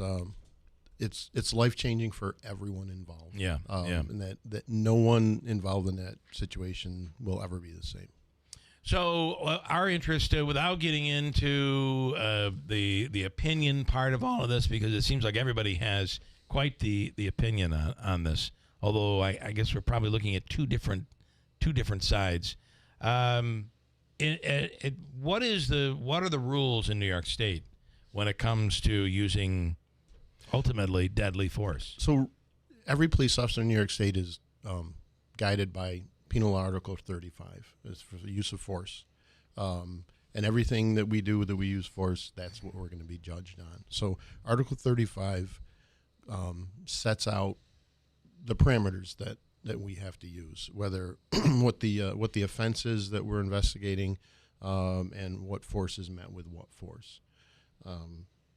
It's some parts of it are subjective too. Yeah. Some are objective. So in the story from yesterday, I think what we learned is if the police officer feels his or her life is in danger, that justifies the use of. And that's the sticky part that people don't understand, is that these decisions are made in a split second. Yeah. It's based on the information. Ultimately, that police officer, we don't know what the person that got shot, we don't know what their thinking is. We'll never know. Right. So they have to now judge the police officer based on what his thinking was at that time. And in New York State, if you reasonably believe at that time your life is in danger. So there's so many different so the factors word that reasonably believe becomes very important. Yes. Because now someone else is determining whether they're going to buy your reason, possibly in a court of law. Yep, and it has to be from that officer's point of view at that particular moment in time. It can't be from somebody else's point of view from a different perspective.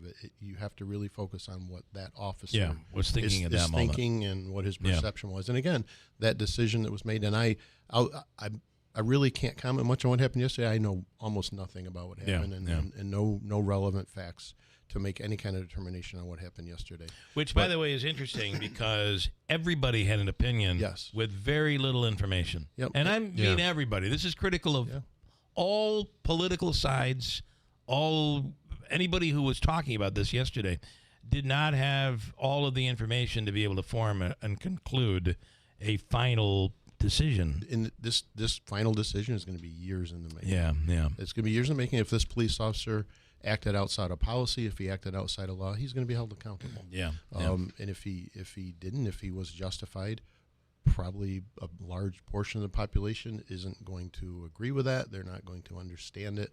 But that's the rules that we have to live by. Yeah. So Hawkeye says, ultimately the officer's actions will Hawkeye? That's the commenter. Okay.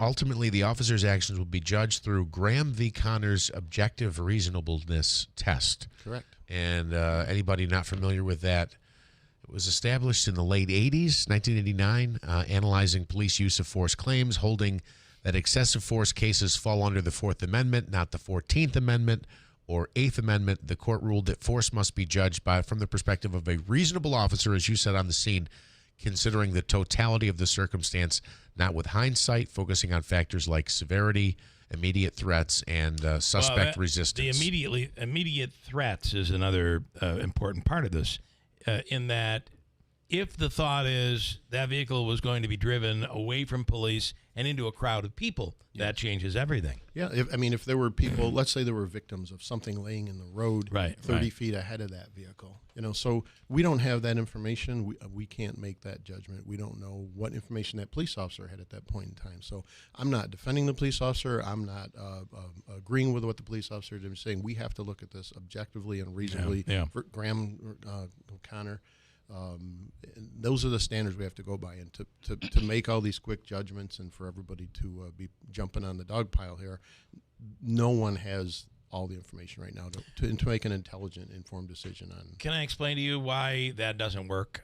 Because in our society today, we want everything wrapped up very neatly, very quickly, and let's move on to the next problem. Yeah. And that's where it's like everything's got to be done in 22 minutes, plus 8 minutes of commercials, and then it's settled on the Lifetime movie that quick. Why can't it be done that way in real life? And tomorrow or the next day, something else is going to happen, and people are going to jump onto that. So this is going to take a long time. It's going to take a long time to settle out. In New York State, if a police officer involved, even off duty, in either a deadly force situation or any death off duty, the New York State Attorney General's office comes in, and sometimes you're talking years before they come down with determination. Is it, and then Manaski, is it, if the person is driving away, does the police, so we've heard things like, well, she should have stopped. True. She should have obeyed. Absolutely. She shouldn't have driven away when they said, so, maybe she got what she deserved. In New York State or in police, if someone is driving away, is it justifiable to shoot them? And so again, just by those facts, if somebody's just merely driving away from an encounter, absolutely not. If they're using their vehicle for deadly physical force, or they're using deadly physical force from their vehicle, if they're shooting from their vehicle, or if they're purposely trying to use the vehicle for deadly physical force, then yes.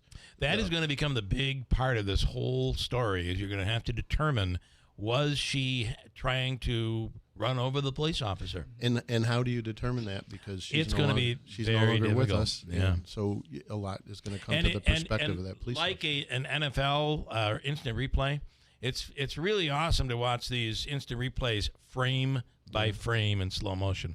But then when you see it in real time, you realize how fast that thing happened. Yeah. And this is a great example of that. Yes, and how great would it be for law enforcement to be able to dissect things frame by frame. Throw in a red flag. You just don't get that. And things just happen so quickly. You know what's unfortunate is because there's just simply such a lack of trust in our nation today that, let's say we go a couple years down the road and the report comes out and he was totally justified in regards to it. There will be people who will say, that was a total setup. That's not the truth. I mean, we have our truths in our minds before we even have the facts, and it's terrible. You're right. Yeah. You're right. But, things happen so quickly. And like what you said here, and in Graham, it's an objective reasonableness, and it's what a reasonable person in that situation would do, and you can't determine what is reasonable unless you have the facts. Manaski. So I'm not suggesting that the woman involved here was doing this. I'm just asking in general. Again, I'm not attaching this to her. Somebody who is protesting or upset with ICE, sometimes you see this in the news clips where, like, they might be on a street corner, a group, and they're like yelling, like, I don't know, what, ICE or pigs or whatever, they're, whatever chant they're doing that particular day. But then there comes a point where they are approaching members of law enforcement or surrounding them, kind of yelling within 10 inches, a foot of the cop. What is the law enforcement responsibility there? Where does it go from I'm protesting to I'm interfering with what they're trying to do? Jeff, that's a great question, and that is up to every police officer that's standing there. And at what point do they say, right now this person could kill me? Yeah. Right. Yeah. And that police officer has a right to go home at the end of the day. So it's what that police officer in a reasonable situation, what a reasonable person would feel in that particular situation. And I heard you on the way over here, people do have absolutely have the right to protest, but there are rules, just like there are rules of war, that you have to follow. And there's rules if you're protesting, but you're completely blocking a highway. And people need to get to work. You have a right to protest. These people have a right to get to work.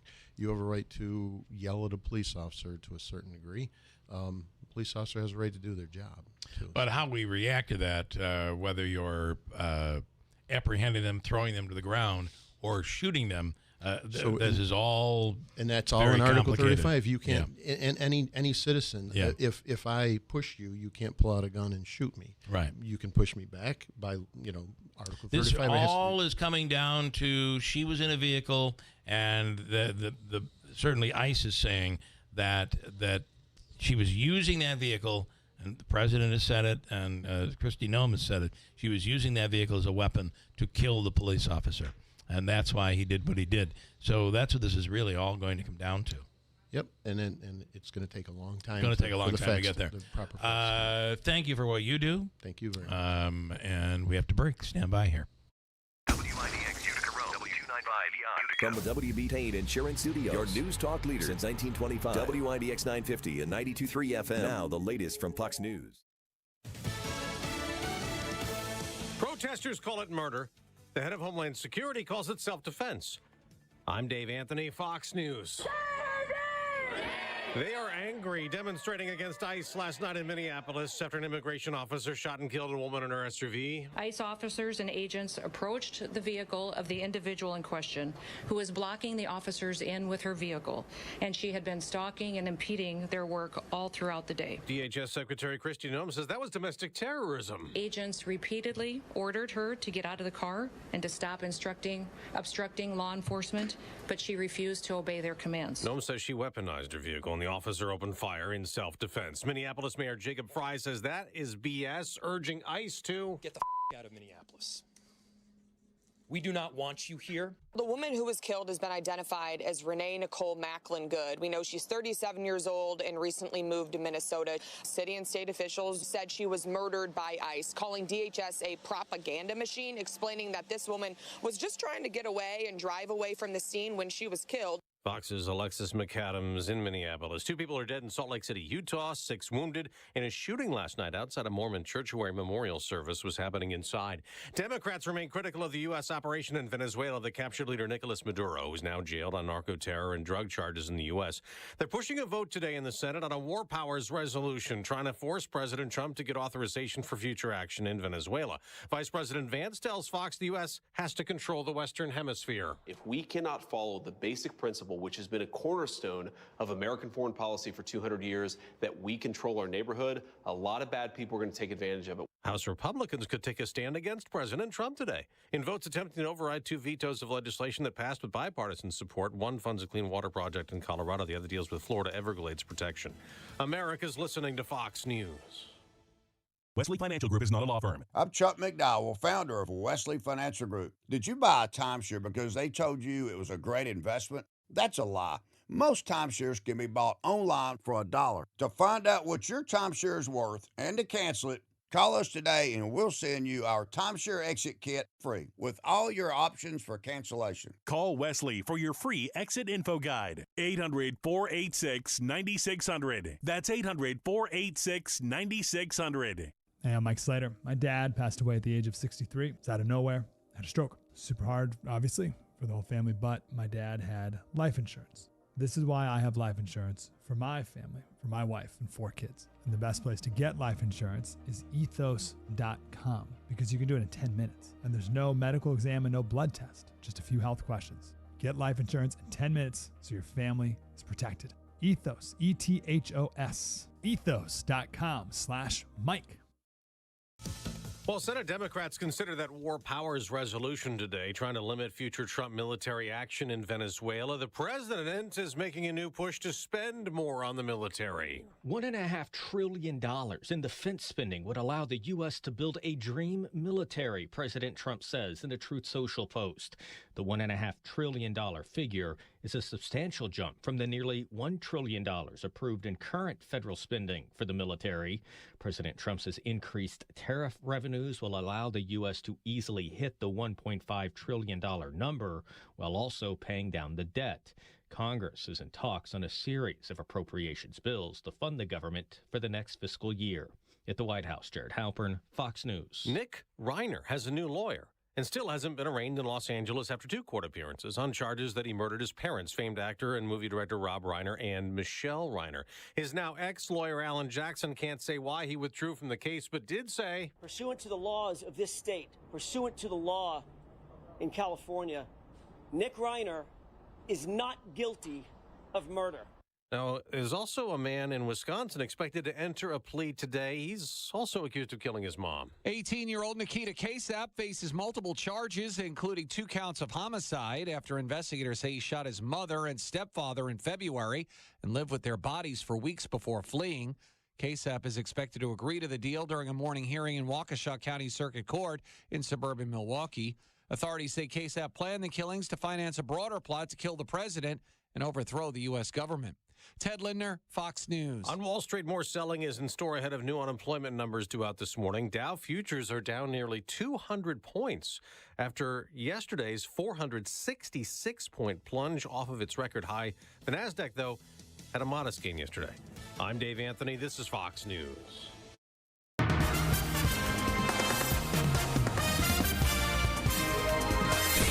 Mostly cloudy skies, 33 degrees. Good morning. I'm Jeff Manaski, WIBX 950 AM, 92.3 FM. News time is 8:05. This news update is brought to you by the Mine Safety and Health Administration.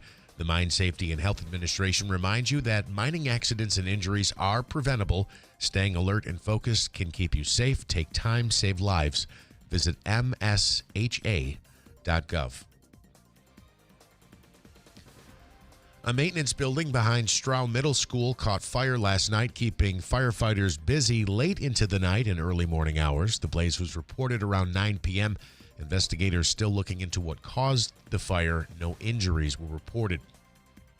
The Whitesboro Central School District has its next superintendent. The Board of Education voting this week to appoint David Russo as the district's next leader. Russo has been with Whitesboro since 1999 after beginning his career with the Utica School District. He's also worked as an elementary principal in Holland Patton and Westmoreland. Brian Belair, who's been Whitesboro's superintendent since 2016, is retiring in September. A local woman facing charges after New Hartford police say she falsely reported an armed robbery. NHPD was called to Burstone Road near French Road at around 11 Wednesday morning. The woman claiming a man had displayed a firearm and robbed her of personal property.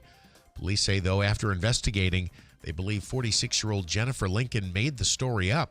She's now charged with falsely reporting an incident and making a punishable false written statement. Both of those are misdemeanors.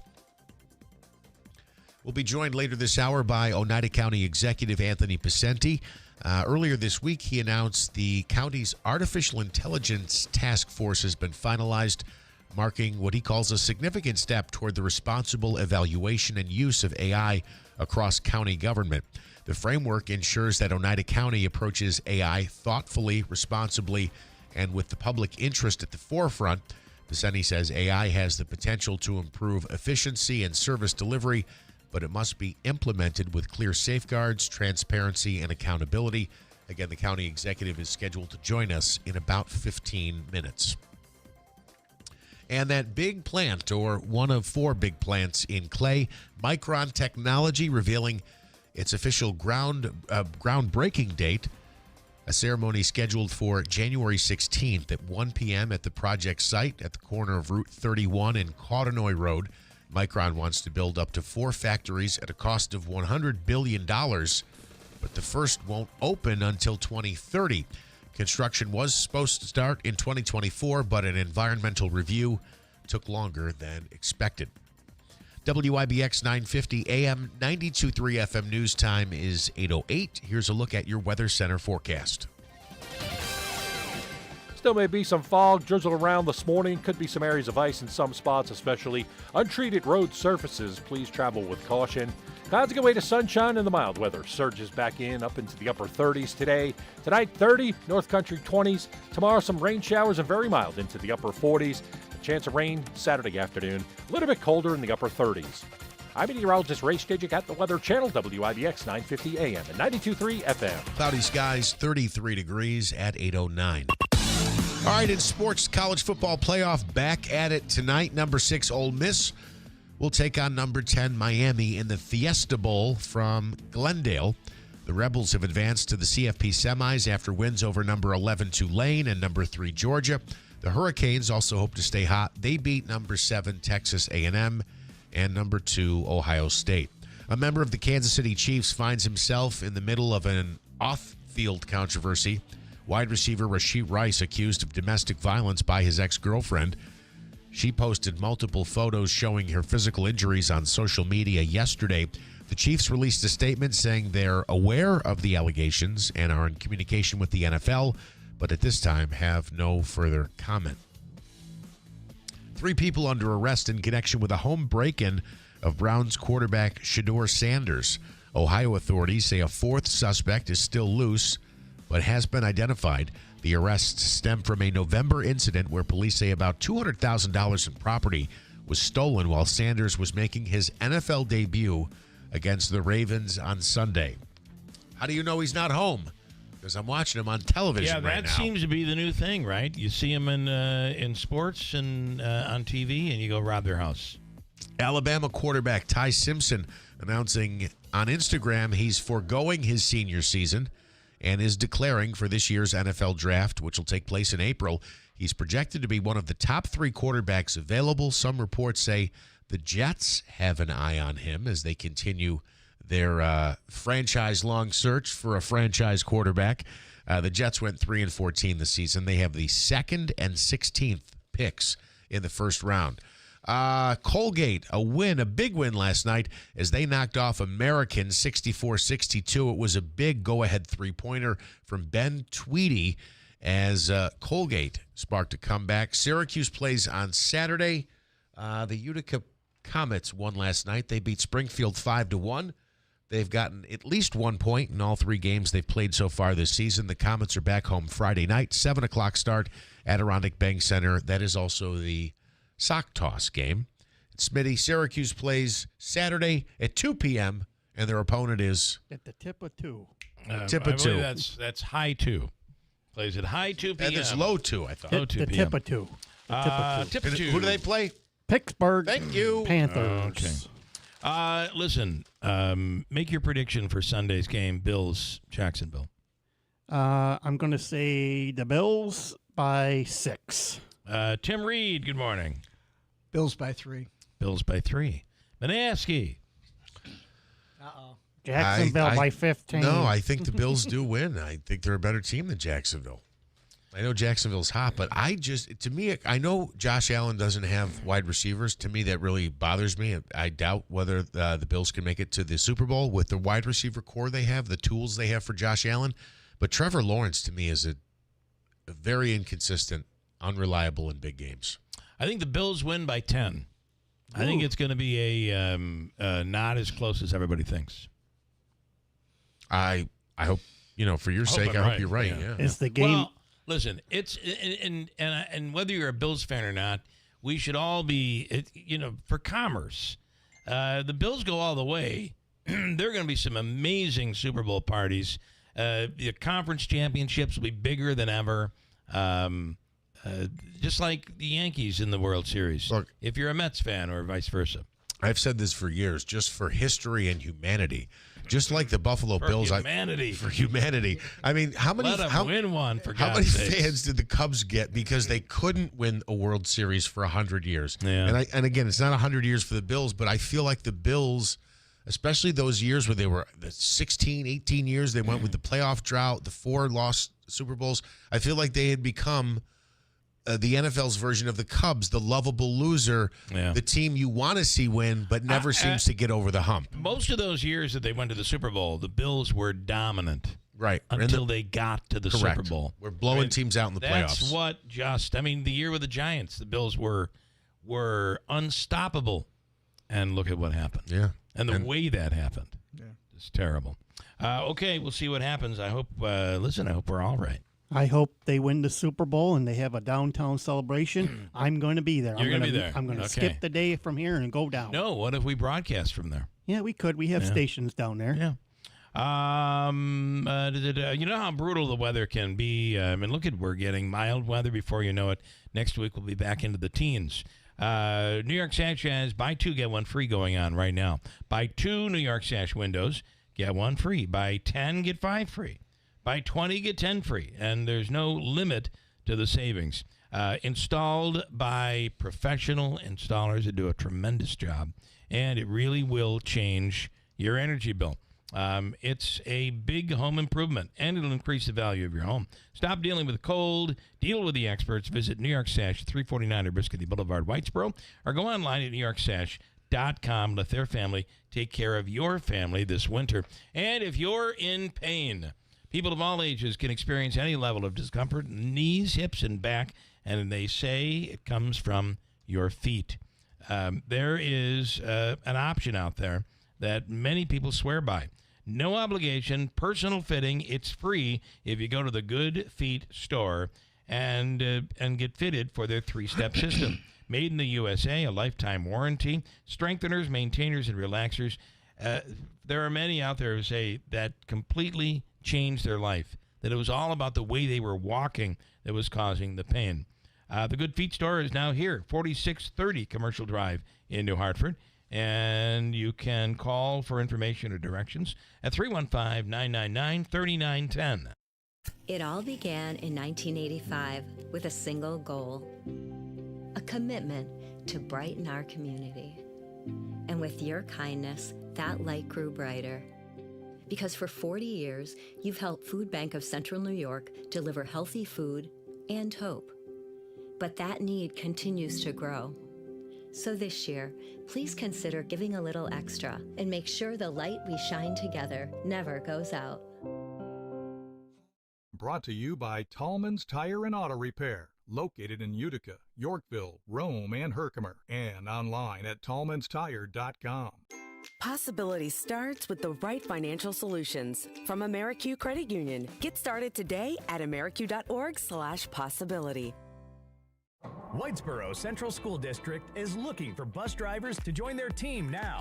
Whitesboro is a leading school system in central New York with 7 schools, 3,100 students, and a 92% graduation rate. You can help drive our students' success. When you drive for Whitesboro, you get pay that's based on your experience, great benefits, a flexible schedule, and summers off. Call Andy at 315-768-9740 or stop by the garage, 20 Wood Road, Whitesboro. Need a new bed? Don't wait for your tax return. Mattress Express has 1 year, no interest, no money down, and no payments for 90 days for qualified buyers. Stop into any store or apply online at mattressexpressny.com. The new year brings new health goals and wealth goals. Protecting your identity is an important step. Your info is in endless places that could expose you to identity theft, leading to lost funds. LifeLock monitors millions of data points per second. If your identity is stolen, our restoration specialists will fix it, guaranteed, or your money back. Resolve to make identity health and wealth part of your New Year's goals with LifeLock. Save up to 40% your first year with promo code NEWS. Visit lifelock.com. Terms apply. The 2026 Seize the Deal golf cart is back, and it's about to make you the coolest gift giver this holiday season. For only $75, you get 15 rounds of golf at some of the area's top courses. 15 rounds, $75. Play favorite courses like Twin Ponds Golf and Country Club, Shamrock Golf and Country Club, and Sleepy Hollow Golf and Country Club. Plus plenty more. But heads up, when they're gone, they're gone. So get your 2026 Seize the Deal golf cart now at seizethedeal.com or log into this station's website. Celebrating 100 years. This is Keeler. WIBX 950 and 92.3 FM. Now back to the Keeler Show.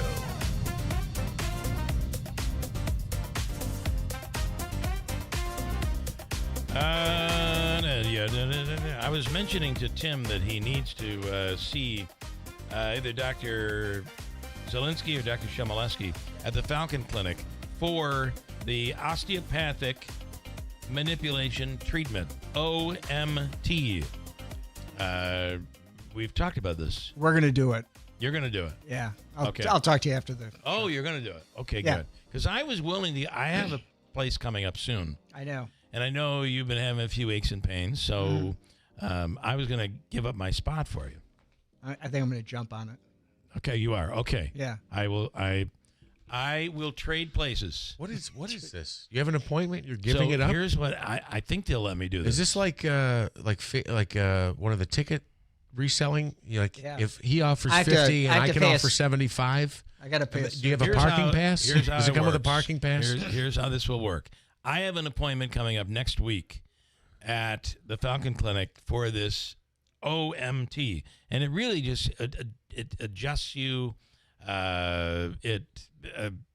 It's like going to a chiropractor, but you're there for 30 minutes, and everything from your sinuses to your I don't know, your veins. I don't know anything about this. All I know is when I walk out of there, everything's flowing. Like if your car, if your filter and your gas line is a little clogged, your car's not going to run right. Your body is the same way.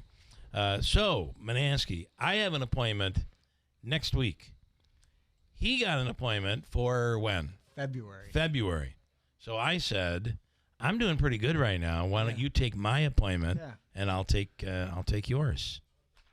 Is I guess it's okay as long as the doctor's okay with it, right? Well, we're going to find out. Yeah, that's right. And what I'm really trying to do is improve my next doctor's visit.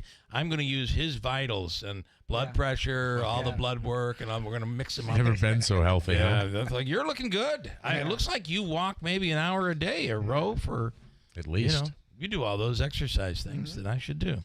In studio right now is Charles Potter. He's Fulton County Supervisor, running for the 118th Assembly District, including Oneida and Herkimer counties. Currently, it is held by Robert Smullen, who is running for Congress. Nice and tight in that mic. Charles, good morning. Good morning. Thanks for having me.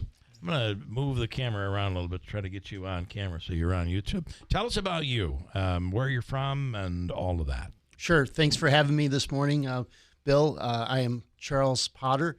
I live in Gloversville, the city of Gloversville in Fulton County, lifelong Fulton County resident. And I declared my candidacy for the 118th Assembly District, I think around December 4th of 2025. And you have some political experience. You've worked with some pretty big political figures. I do.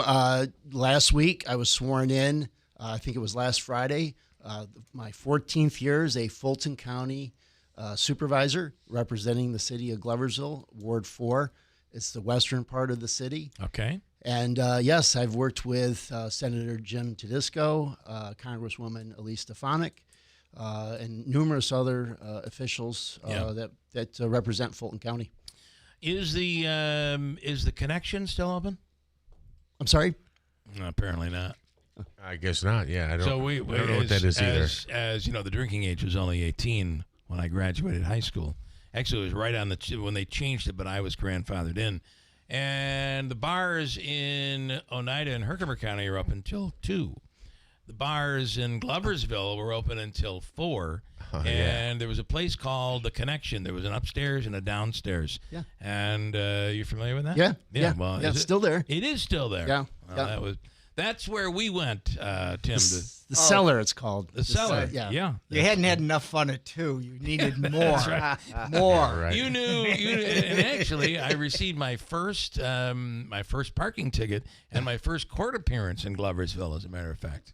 That didn't go well, but what are you going to do? All right. The fact is, you have a really large district. So Yes. you go all the way out that way, beyond Montgomery County, Yes. then to the north, and then all the way down to here, and actually touching part of Oneida County. Yes, so I believe it's the most geographical or largest landmass assembly district in New York State.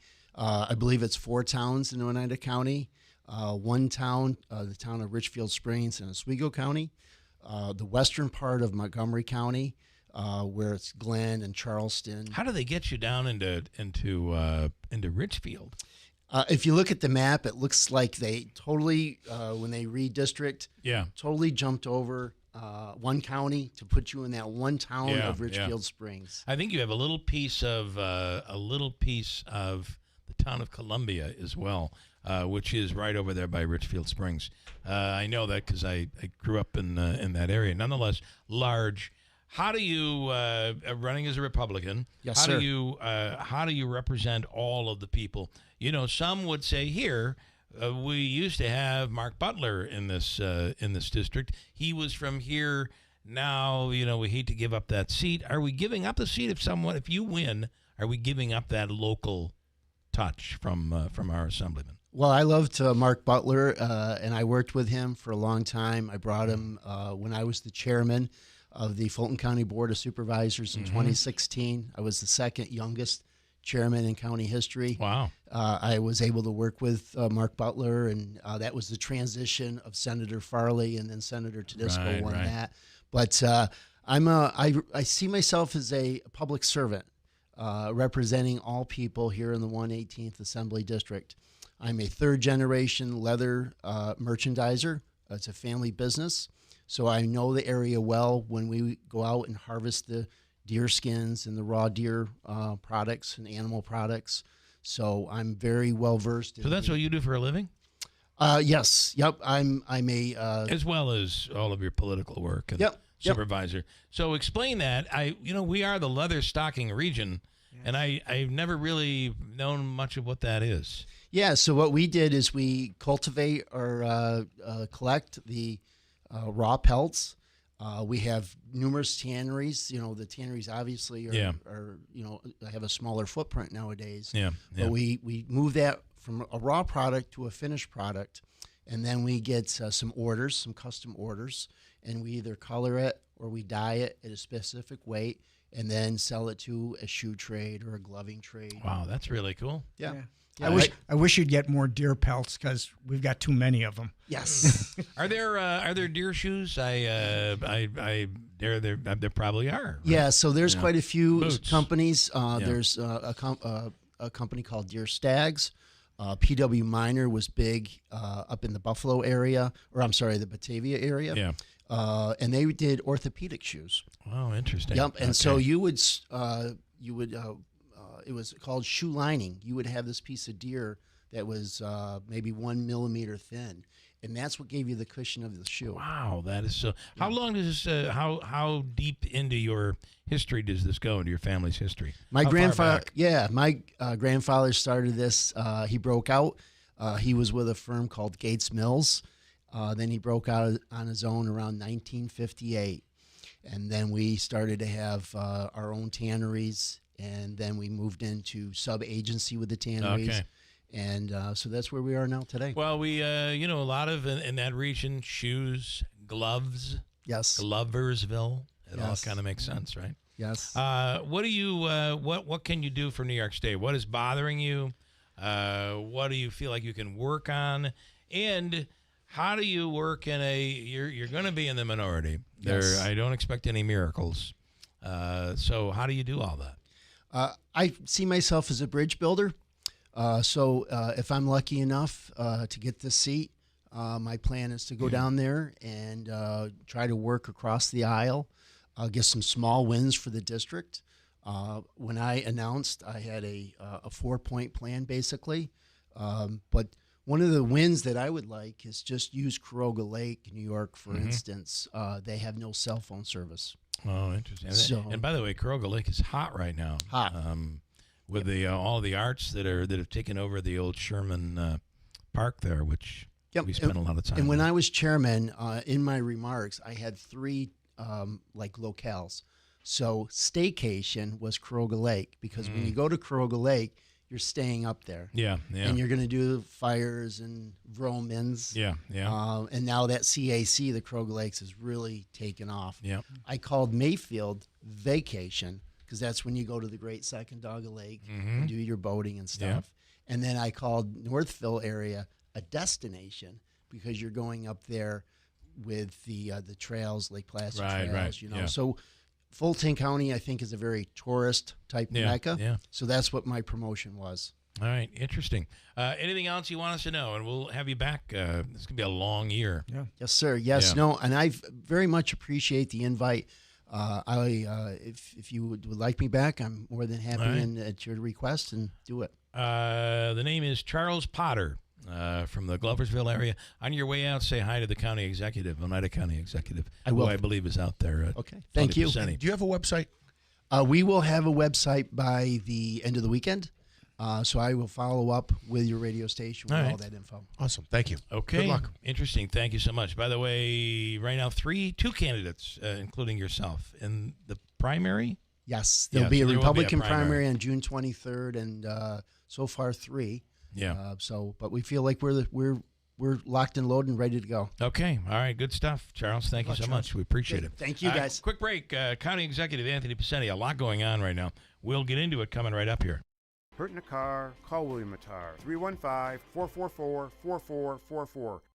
This is a special alert to all Americans who own a vehicle with less than 200,000 miles with an auto warranty about to expire or with no warranty coverage at all. Due to a decline in the economy, CarShield is announcing a low-cost month-to-month vehicle protection plan that is now available to the public to save any driver out-of-pocket expenses on future auto repairs. Call now to find out how you can pay almost nothing for covered auto repairs. Yes, you heard that correctly. Pay almost nothing for covered auto repairs. An open phone line has been established for all drivers to call for a free quick quote. Call 800-923-6829 now. Drivers who are covered will not have to pay for covered repairs again. This protection plan is at an all-time low. Additionally, drivers who activate this vehicle protection today will also receive free roadside assistance, free towing, and car rental options at no additional cost. Call us for your free quick quote today. 800-923-6829. That's 800-923-6829. What do you have to lose? Call 800-923-6829. Again, 800-923-6829.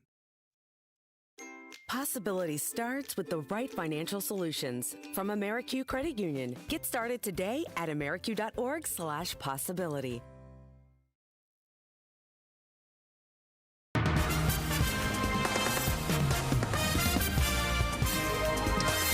Good morning. We have cloudy skies, 33 degrees. I'm Jeff Manaski, WIBX 950 AM, 92.3 FM. News time is 8:31.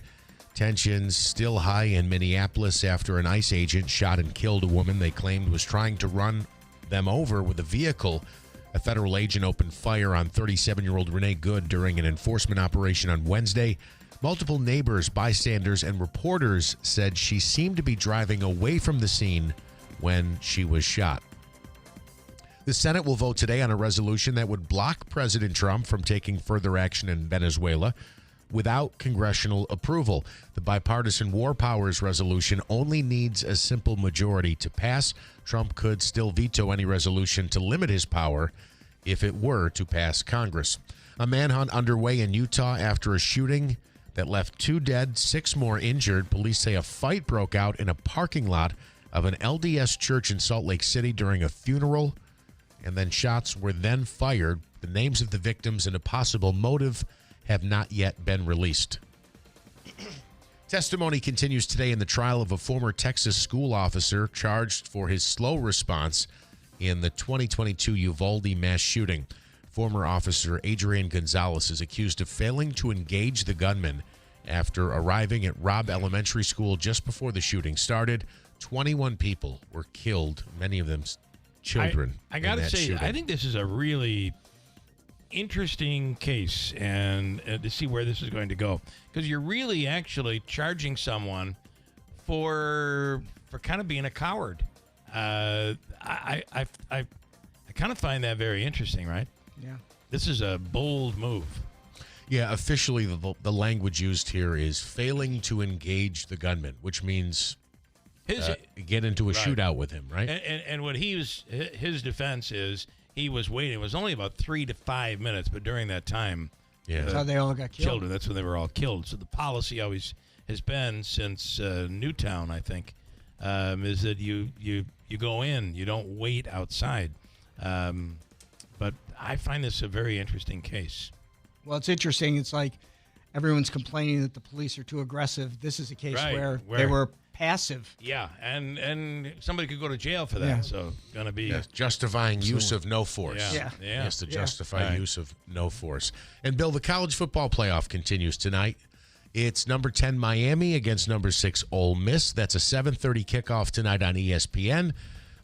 Coming up tomorrow, it is the other semifinal matchup. I believe it's also a 7:30 start. This page isn't going to load for me, so I guess I'll just tell you about it It's tomorrow. Indiana and Oregon, Thank Jeff. you. That's the 1-5 matchup. It's a 7:30 start tomorrow on 7:30. Words from heaven. I don't want to jump in, but thanks, Dave. Thank you. One of the many reasons. So did I Smitty is interrupt here. you? I'm sorry. No, you did not. You informed me and helped me out there. Here's a look at your Weather Center forecast. If you're trying to get rid of the extra ice in your driveway, this forecast might help you out.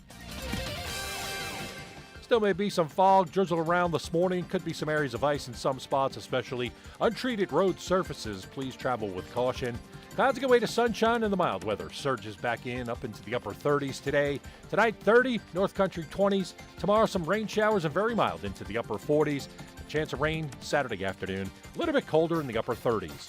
I'm meteorologist Ray Stejik at the Weather Channel, WIBX 950 AM and 92.3 FM. Cloudy, 33 at 8:33. Davey, do I have to break here? What are we looking at? Quick one. We'll come right back with the county executive, Anthony Piceni, who's staying with us through the rest of the John Decker, I think we'll get to coming up in a second. I know you like to be a part of that. Coming up at WIBX. Which room is next for you? The bedroom? Your kitchen? The living room? Hi, this is Kira Meelan from Meelan's Carpet One. What's holding back that next home project? Is it budget? We have flooring choices for any budget and financing options available. Maybe it's inspiration. If so, come and talk to our experienced design team. We're here to help you get unstuck. Maybe you're putting off redoing a room because you're worried about spills and accidents. Whether it's a pet in training or a growing family, we have flooring solutions that can withstand anything life has to throw at it. We have incredibly durable tile options and 100% water-resistant carpeting that's both beautiful and practical.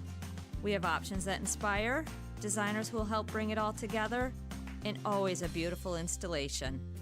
To get the perfect flooring, start with the right flooring store. Visit Meelan's Carpet One on Commercial Drive East in Yorkville.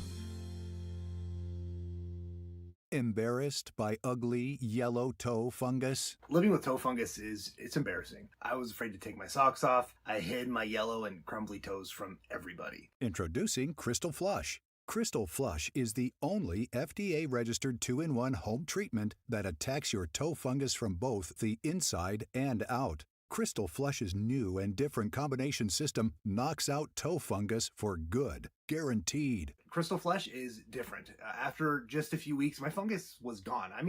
100% disappeared. Crystal Flush was the only thing that ever worked. So if you're skeptical because you tried a bunch of other stuff, Crystal Flush is different. This is a game changer. Crystal Flush is now available without a prescription, but it is not available in stores. Get your risk-free supply today. Go to crystalflush.com. That's CRYSTAL flush.com. Stop being embarrassed by ugly yellow toenails. Go to crystalflush.com or call 800-204-4484. Want to make 2026 your year of adventure? Book that trip and learn a new language with Babbel. Go ahead, make a resolution you can stick to. Now is the time. Babbel's New Year's sale is here. Unlock all of the languages on Babbel with a lifetime subscription for 65% off. Turn your daydream into a destination this year with Babbel. Get Babbel's lifetime access for less at Babbel.com. That's BABBEL.com. Babbel.com. Sherry, what have you done to your hair? What do you mean? Does it not look good? It doesn't look good. It looks freaking amazing. I can't believe how thick and healthy it looks. Oh, I must know your secret. No secret. It's hair volume from New Nordic. Hair volume, huh? Well, it certainly lives up to its name. Your hair has never looked so thick. It is gorgeous. Available as a tablet or delicious gummy, Hair Volume is available online at Amazon and NewNordicUSA.com, or find Hair Volume in the hair care aisle at your local CVS. WIBX. This is Keeler. WIBX 950 and 92.3 FM. Now back to the Keeler Show.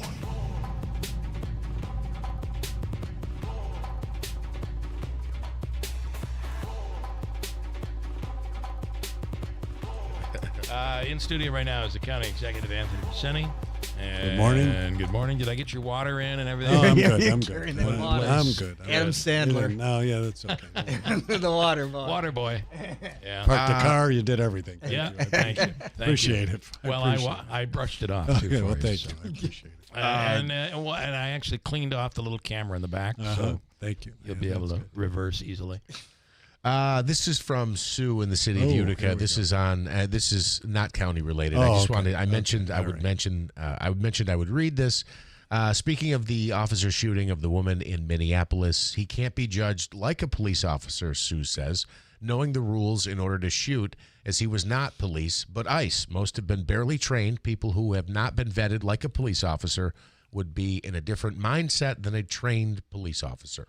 Just passing that on. I do agree with. I mean, I'm sure there are some police officers that are ICE officers, but many of them are not police. Most of them are not police officers. So, like bringing in the National Guard, it becomes somewhat difficult because you're not trained for dealing with people, American citizens. Is there music playing somewhere? There is you do have to ask. Why don't people stop? Why don't you stop? There's no doubt about that. However, I would counter that by saying everybody reacts differently. And before they get criticized by saying it was justified or anything, nobody knows. It was Minnesota's 1,000 miles away. We don't know what, and nobody was there. I just you look at all of these the tragedies, and as Tim said before, either they're too passive or too aggressive. But at the same time, a lot of these things are occurring because people are trying to evade the situation. Yeah. I mean, we saw it here in Utica a year ago. Those are questions. But is it reaction? Is it just the hardened criminal, or is it everybody else that just decides that I'm going to run? I know this sounds terrible, but when I was in high school, there was a situation where it was out of high school. I was in college, and I just started working in radio. And my girlfriend at the time was very bothered when I would go out to do a remote broadcast or something, and, people would come up. Some of those people who would come up just so happened to be females. And on the way home, I'm being yelled at because I can't believe you talked to her. And it got really bad to the point where I stopped at the stoplight. This is in New York Mills. I'll never forget this. I stopped, and she gets out of the car and then gets back in. Police saw it. So I'm beginning to drive away, and police pulled us over. Lights came on. I'm like, now look what you've done here, for God's sake. I get out of the car and go back to the police car. Oh, boy. Big mistake. Big mistake. Imagine, that's just a horrible move. I would never do anything like that today, but back then I had no clue. But it's a wonder they could have thought I was coming after them. So, yeah. What's she being jealous over me for? Hello? Yeah, but the cops saw you and said, why bother? That's exactly what my wife says today. You can have Ma'am, him. you're jealous over this gentleman? Have you been drinking today? If only he did say it was many years ago. Come on. It was many years ago. I'm sorry. Well, yes, and I did not mean that. I'm just having fun, poking fun at Bill. You're talking to the former DWI coordinator here. This is true.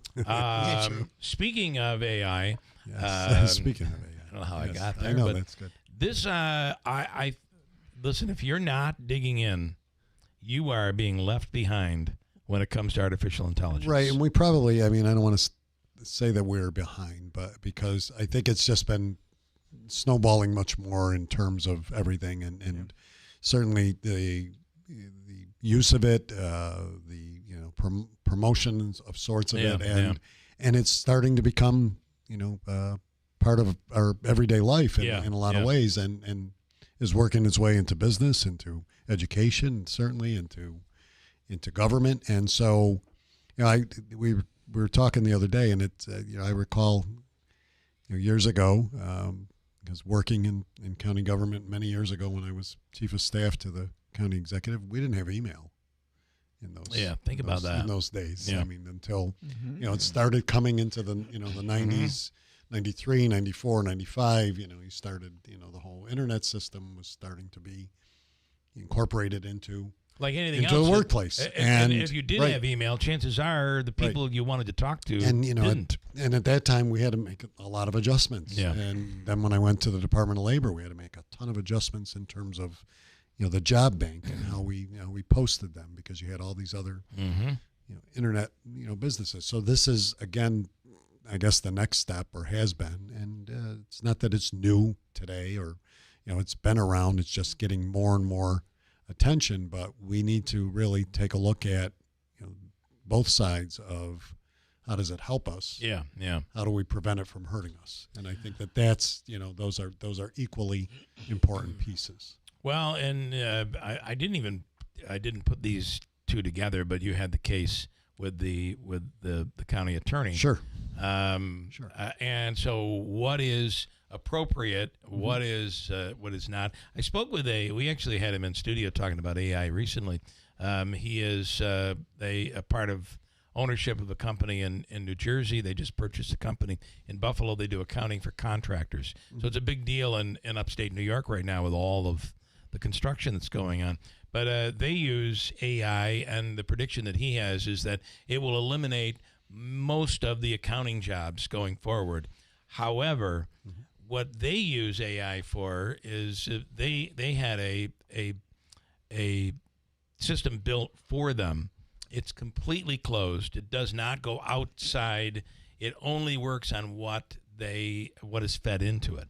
And that seems to be the move of the future. Yeah, and I also think obviously people are concerned about the job loss of jobs replacement, through AI. But I think that in looking at what some of the operations can be, it can enhance and help us. Yeah.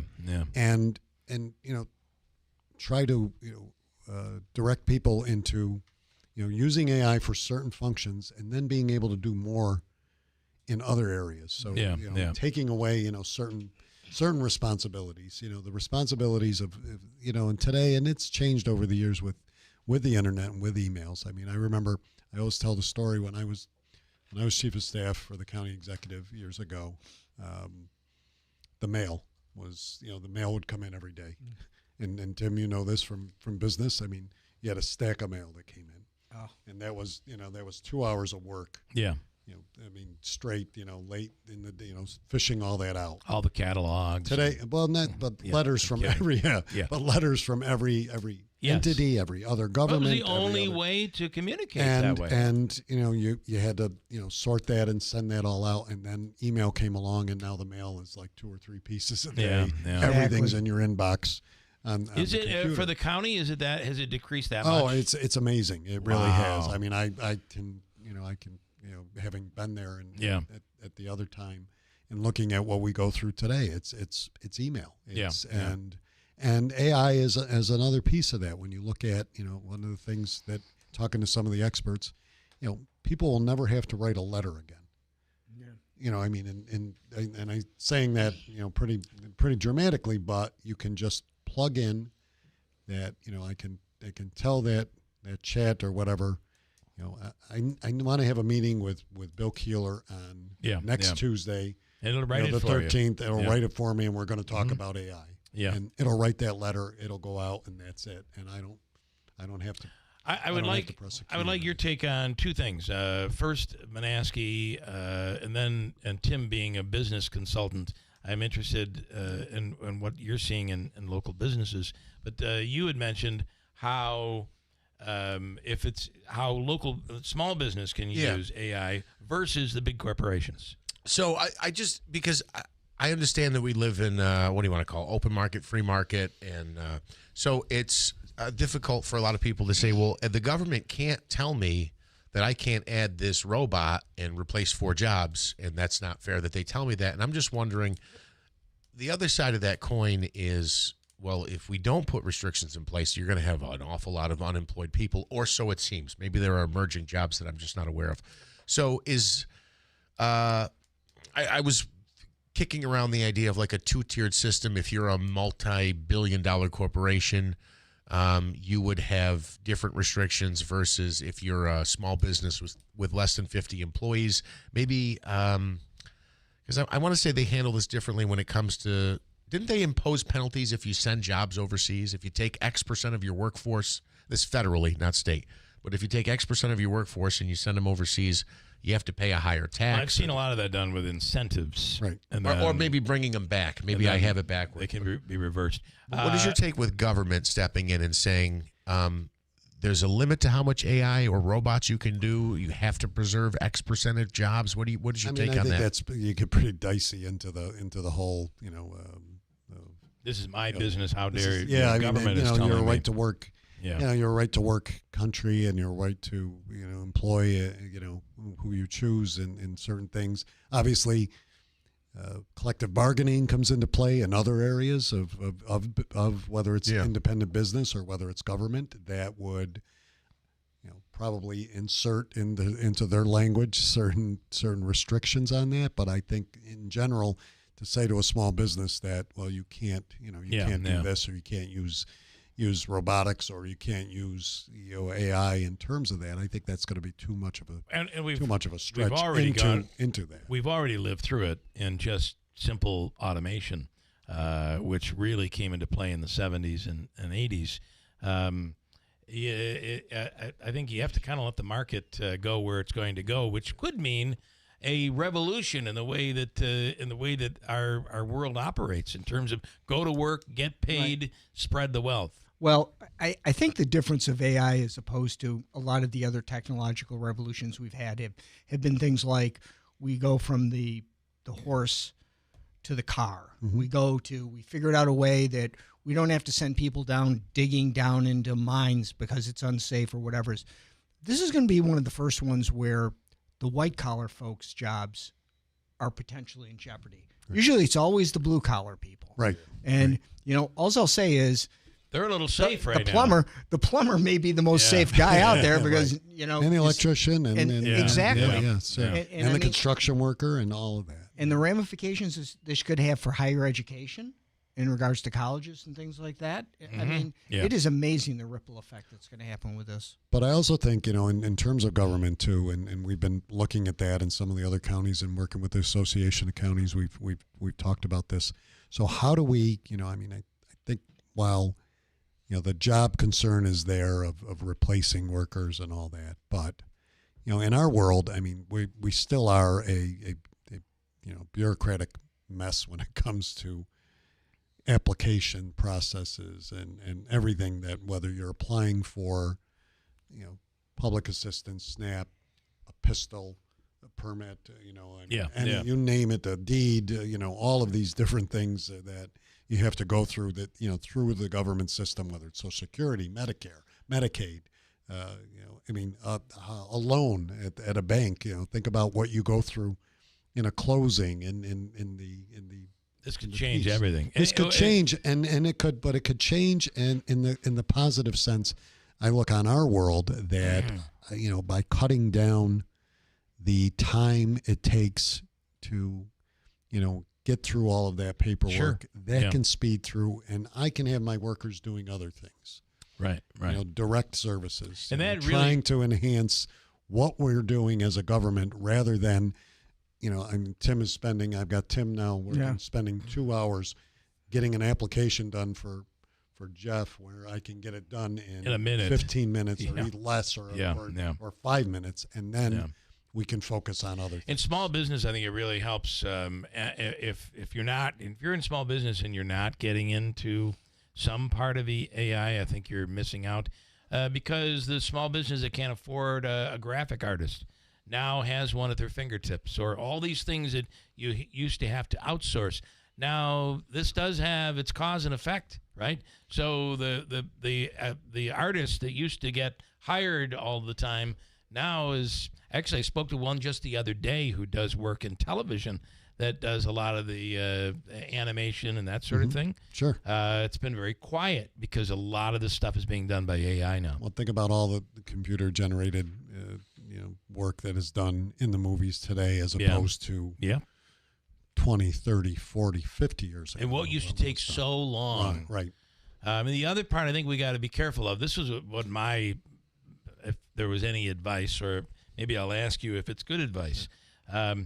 Be careful of saying, well, I've seen AI, it can't. We do it in the voiceover world. Like, have you heard some of the voiceovers on YouTube? They're terrible. Right. AI can never do what a real person can do. Be careful of that because it is learning and getting better. It is that and we've seen it, and it's going to continue, and that's why this is when Very I started important. talking about how does it help us, but how do we prevent it from hurting us, because there are ways in which the reliance could lead to misinformation, incorrect pieces, whatever takes place. So that's why it's important, I think, for us, as a community. And this is not just, and the AI piece, the task force that we're putting together is it's not just for government. I'm not looking at it for the county. I'm looking at it for education. I'm looking at it for business. I'm looking at it for for everything that, that we touch in some way, human resources, human services. All of that stuff, I think, needs to be, needs to be vetted. Are we going to be perfect and find all the answers? No, but I think we need to put at least, some kind of template in place that explains more of it and really, gets to, the people of the community, so they understand. There's so many people out there who don't understand what we're talking about. How can people get involved? Well, It's a task force. I'm trying to put together a list. And again, Tim knows this. I don't like big committees. I like to keep it, concentrated so we don't. But I want to try and look at every sector of the community that that we touch, which is everything, from human services to business, to finance, to education, to public safety. So that's how we're going to do that. But then we're going to hold. In fact, about a year or so ago, Senator Griffo and I held a an AI workshop kind of for just to talk about it with some experts up at MVCC. So we'll do a series of those as well to bring people in and do some demonstrations and talk about it. I think there's an opening right now for someone who really knows AI to offer their services to local businesses. There is. Right away. There is. Right now. There is.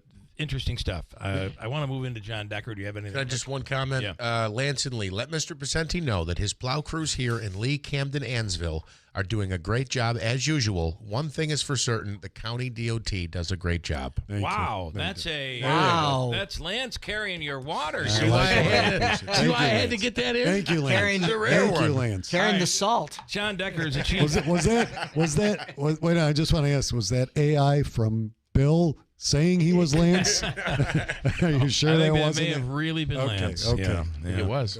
As much as Lance is real, I don't know. John Decker is the chief White House correspondent with Gray TV. Boy, is there a lot going on. John, good morning. Good morning to you. I hope you're doing well today. Happy New Year to you. First time I'm speaking to you in 2026. So all the best to you in 2026. And it's been a busy week. Of this first week back at the White House for the president. Of course, that military strike in Venezuela, that mission in which they abducted Venezuelan President Nicolas Maduro and his wife and arraigned in a Manhattan federal courtroom earlier this week. And now the big question is, what comes next? What comes next for Venezuela? And a lot of questions, not a lot of answers so far. Yeah.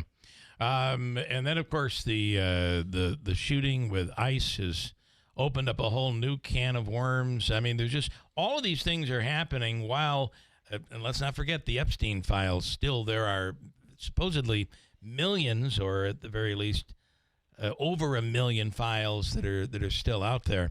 This is quite the news cycle, John. Well, it is, but it's interesting. You mentioned the Epstein files. I don't think that story has made it in the news all this week because of all the other news that's been happening with Venezuela, the threats against Greenland, what happened tragically in Minneapolis yesterday. A lot of news to focus on, and I'm sure we'll return, no doubt, to that story regarding Epstein, but for this week, a lot of other stories have taken the front page. We found that Venezuela was a lot about oil, not as much maybe narco as we thought, and Greenland, a lot about minerals, more so than the strategic safety of the United States. We already have an agreement in place with Greenland. If we want to add more military bases, we really just need to let them know this is what we're going to do. This is deeper. Do you agree with that? There's more to this. 100%. The agreement dates back half a century to 1951, and we meaning the United States, we have carte blanche to do anything that we want there in terms of military bases and installations. The president could just simply notify Greenland and Denmark tomorrow, and the work could begin to establish those military installations and bases on a very strategic island, no doubt. All interesting stuff. You are a busy man, John Decker. Yeah, I am a busy man. It never gets old, and we'll see what's on tap for the president as it relates to these interesting spots. Venezuela and Greenland. Didn't think we'd be talking about that at the beginning of 2026, but indeed we are. John, we appreciate it. Thank you so much. We'll do it again next week. Thank you. All right. John Decker with Gray TV. River Hills Properties, the fastest growing real estate company in the area. They continue to grow. And even to the south, Andrew Dominio and a whole host of real estate agents serving the people that may want to enter into that snowbird world, Sarasota, Naples, Marco Island, but still invested in upstate New York. Offices in Barneville, Little Falls, Copenhagen, Utica, Newport, and coming soon to Rome. It's River Hills Properties. It's all about the services provided. They don't use the lockbox. Your listing agent is there to work with you every step of the way. Call 315-896-1009. Nobody sells homes like River Hills Properties. County Executive, thank you. Thank you. Tim, thank you so much. Sorry. From the WB Tate Insurance Studios, your news talk leader since 1925. WIBX 950 and 92.3 FM. Now the latest from Fox News. Different videos, different angles, different viewpoints. I'm Dave Anthony, Fox News, on what happened in Minneapolis when an immigration officer shot and killed a woman, a citizen, in her SUV. This officer not only needs to be fired and suspended, but based on the video, he needs to be charged with murder. That's Congressman Dan Goldman. Minneapolis' Mayor Jacob Fry, also a Democrat, is urging ICE to get the bleep out of his city. President Trump also watched at least one of the videos, and Fox's Aisha Hasni reports from the White House. He is saying that it seems the officer shot the woman in self-defense, and in an interview with the New York Times as well, he says this, quote, "I want to see nobody get shot. I want to see nobody screaming and trying to run over policemen either. That was a vicious situation that took place." His Homeland Security Secretary, Kristi Noem, says that this was an act of domestic terrorism. Noem says the woman shot, Renee Good, had stalked agents, refused to comply with orders, and drove toward the officer.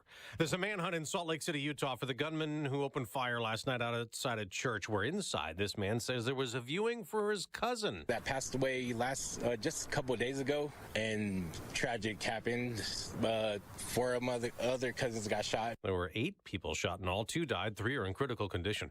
Days after the U.S. operation in Venezuela capturing Nicolas Maduro, the leader, there's a vote in the Senate on a war powers resolution pushed by Democrats trying to limit future military action there. Tomorrow, President Trump plans to meet with oil company executives discussing building production back up in Venezuela. Energy Secretary Chris Wright just told Fox Business it's not just the companies helping. The interim authorities in Venezuela, they're very interested in how they can get their oil industry back going forward again, not only to stabilize and grow production, but to get the corruption out of it. A spacewalk's been canceled today because an astronaut at the International Space Station suffered what NASA's calling a medical emergency. America's listening to Fox News. Wesley Financial Group is not a law firm. I'm Chuck McDowell, founder of Wesley Financial Group. Did you buy a timeshare because they told you it was a great investment? That's a lie. Most timeshares can be bought online for $1. To find out what your timeshare is worth and to cancel it, call us today and we'll send you our timeshare exit kit free with all your options for cancellation. Call Wesley for your free exit info guide. 800-486-9600. That's 800-486-9600. My name is Whitney Allen. I am a widow. My husband, Ryan, died. We never thought in a million years we'd have to use life insurance. The unexpected happened. With Ethos, it is so fast and easy. It's 100% online. You can get a quote in seconds, apply in minutes, and get same-day coverage. No medical exams, and you can get up to $3 million worth of coverage through Ethos. Get your free quote at ethos.com/term. That's ethos.com/term. Time spent on application may vary. Online health questions required. Westwood One has all the excitement of the wild card round of the NFL playoffs. On Saturday, it's the Rams and Panthers, followed by the Packers and Bears. Then a tripleheader on Sunday, featuring the Bills and Jaguars, 49ers and Eagles, and the Chargers and Patriots. And then one final game on Monday night between the Texans and Steelers. From the wild card round all the way to Super Bowl 60 in the Bay Area, the NFL playoffs are right here. The NFL plays here all season long on WIBX 950 and 92.3 FM. Everybody loves the season of giving, but now the season of paying for it is upon us. That not-so-wonderful time of the year when millions of Americans open their credit card statements, stare in horror at the balance, and resolve then and there to find new ways to save money. If you're among those Americans, why not start by cutting your wireless bill in half right now with Pure Talk's Saver Plan? It's easy. You'll get unlimited talk, text, and 3 gigs of high-speed data on a super-fast, nationwide 5G network for just $20 a month. Just dial pound 250, say Mike Rowe, and you'll save an additional 50% off your first month. Ho, ho, ho! And if you're active or former military or a first responder, you'll save an additional 20% every single month. That's pound 250. Say Mike Rowe for the gift that keeps on saving from America's wireless company, Pure Talk. Tallman's Tire and Auto Service, family owned and operated since 1980. Tallman's is proud to provide trusted professional auto care to our community. From brake repairs and New York State inspections to check engine light diagnostic to four-wheel alignments, Tallman's Tire and Auto Service accept all aftermarket warranties, and they specialize in fleet vehicles, accepting all fleet maintenance programs. When your vehicle needs attention, you can count on them to get you back on the road quickly and safely. Save time and money. Schedule your appointment today at tallmanstire.com. Mark Twain tonight. Emmy Award-winning actor Richard Thomas brings to life the nation's one true comic genius. It's a comical invention, the human race, any way you look at it. Join the millions who have cheered for the legendary one-man show by Hal Holbrook. Don't miss Mark Twain tonight. Out of all the things I've lost, I miss my mind the most. Mark Twain tonight, presented by Broadway Utica at the Stanley Theater, January 13th at 7 p.m. BroadwayUtica.org for tickets. Brought to you by Tallman's Tire and Auto Repair, located in Utica, Yorkville, Rome, and Herkimer, and online at tallmanstire.com. Need a new bed? Don't wait for your tax return. Mattress Express has 1 year, no interest, no money down, and no payments for 90 days for qualified buyers. Stop into any store or apply online at mattressexpressny.com. From smartphones to smart homes, I've got your back. I'm Kim Commando, and I'll help you get the most out of all your tech. Tune in Saturday at 10 on WIBX 950 and 92.3 FM.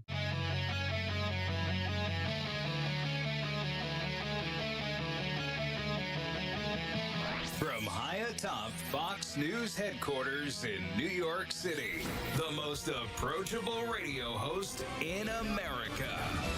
It's Brian Kilmeade. Hi, everyone. So glad you're there. This hour, we're going to be joined by Griff Jenkins and Jillian Michaels. One is in really good shape. You make the call. And number two, we're going to be taking your calls, 1-866-408-7669. So there's a lot happening today. We know the President of the United States just gave a 2-hour interview to the New York Times, of all people. At one point, the media members of the media have to be saying to themselves, we're never going to have this access again. I mean, we're hearing about President Trump taking calls at 4:30 in the morning from the Washington Post. And then we're hearing about Jake Tapper and Kristen Welker of Meet the Press being able to contact the president. Do you understand, for 4 years, we never heard from the president? Let's get to the big three. Number 3. As you've seen today, 2 more ships were seized. We are in the midst right now and, in fact, about to execute on a deal to take all the oil. They have oil that is stuck in Venezuela. They can't move it because of our quarantine and because it's sanctioned. We are going to take between 30 and 50 million barrels of oil. Trump's boldness is happening in the best way to lead the world to peace and prosperity. Just look at his recent actions. Massive military muscle on display as they ignore a Russian warning and take a tanker as they claim as theirs. The Russians were wrong about that. Sign on to sanctions for Russia and their actions in Ukraine. Bipartisan sanctions will be taking place next week, and forging ahead on Greenland. A hawkish Iran has been now on the run and on the lam. They're trying to go after us, and our president is not backing down. This is quite a list. Number 2. The president's about to make some really big announcements. And what we're going to do is we want to preserve the wealth that a lot of people have accrued in their homes while also making it possible for young people to afford their first home. Trump team makes some major moves on housing and the economy. The market didn't like it, but I do. Number 1. A motorist who federal officials said tried to run down an immigration agent in Minneapolis is dead tonight. She was shot by the ICE agent. The FBI and state law enforcement are investigating. Homeland Security Director Kristi Noem calls it an act of domestic terrorism and says the driver tried to kill the agent. The mayor of Minneapolis says that is, quote, garbage. Minnesota's governor says the tragedy was, quote, totally predictable and totally avoidable. So Minneapolis continues to be a national embarrassment of a city thanks to its leadership. First, we have more facts about the massive fraud under Governor Walz's watch, and now the harassing of ICE agents day after day, week after week, has resulted in the death of a 37-year-old woman, and they're blaming ICE. With us right now is Griff, spends a lot of time with law enforcement, Border Patrol, who go into these cities in sanctuary situations. And we know, Griff, this woman, 37 years old, we don't really know much about her except for, according to ICE, she was leading a lot of the harassment. Her car, her pilot, her SUV pilot was one blocking the road. You could see in this video that the officer was telling her to roll down your window and pull over. Instead, she rolled it up and went forward at another cop who opened fire through the windshield. So we're going to debate this back and forth, but it's amazing how many officials have already made their conclusions. And that's an important point, Brian, because literally we should be dealing in facts, not F-bombs, as the mayor, Jacob Fry, likes to do, because an investigation is underway, and yet he is jumping right out in front of that, saying that this is BS, that the officer was acting in self-defense. Let's back up for the big context and just say, first of all, ICE has the right to be there carrying out federal immigration law enforcement in a sanctuary jurisdiction, which doesn't cooperate with feds. That's why they're there. Now, as for this woman, you cannot, it is against the law to impede or obstruct a federal immigration law enforcement investigation or operation. She's got her car as a, quote, legal observer, which she shouldn't be in the middle of it, but she is blocking the ICE vehicle. That's what leads to the second part, which is the ICE officers trying to get her out of the car to arrest her, to which she does not comply. She's now done what appears on this video, two things wrong in impeding and obstructing an investigation. And then the third thing, the key one, she speeds off rather than stop and get out of the car, and obviously strikes or directly threatens the officer. He fires shots. And I think, you know, Jonathan Turley, that was on with us a little bit earlier, talked about, while we have an investigation based on the video we see now, he thinks that it does seem to add up to the officer's self-defense claims. I think we may have a little bit of Turley. Let's play that. Courts have been very clear. They don't second guess these split-second decisions. They look at the totality as to whether this was a reasonable act by this officer. What you have here is a vehicle that is legally treated as a weapon. And these officers are trained, both federal and state, to treat a car as a weapon if it is speeding towards them. You have an individual who did not comply with orders to get out of the car and, in fact, sped up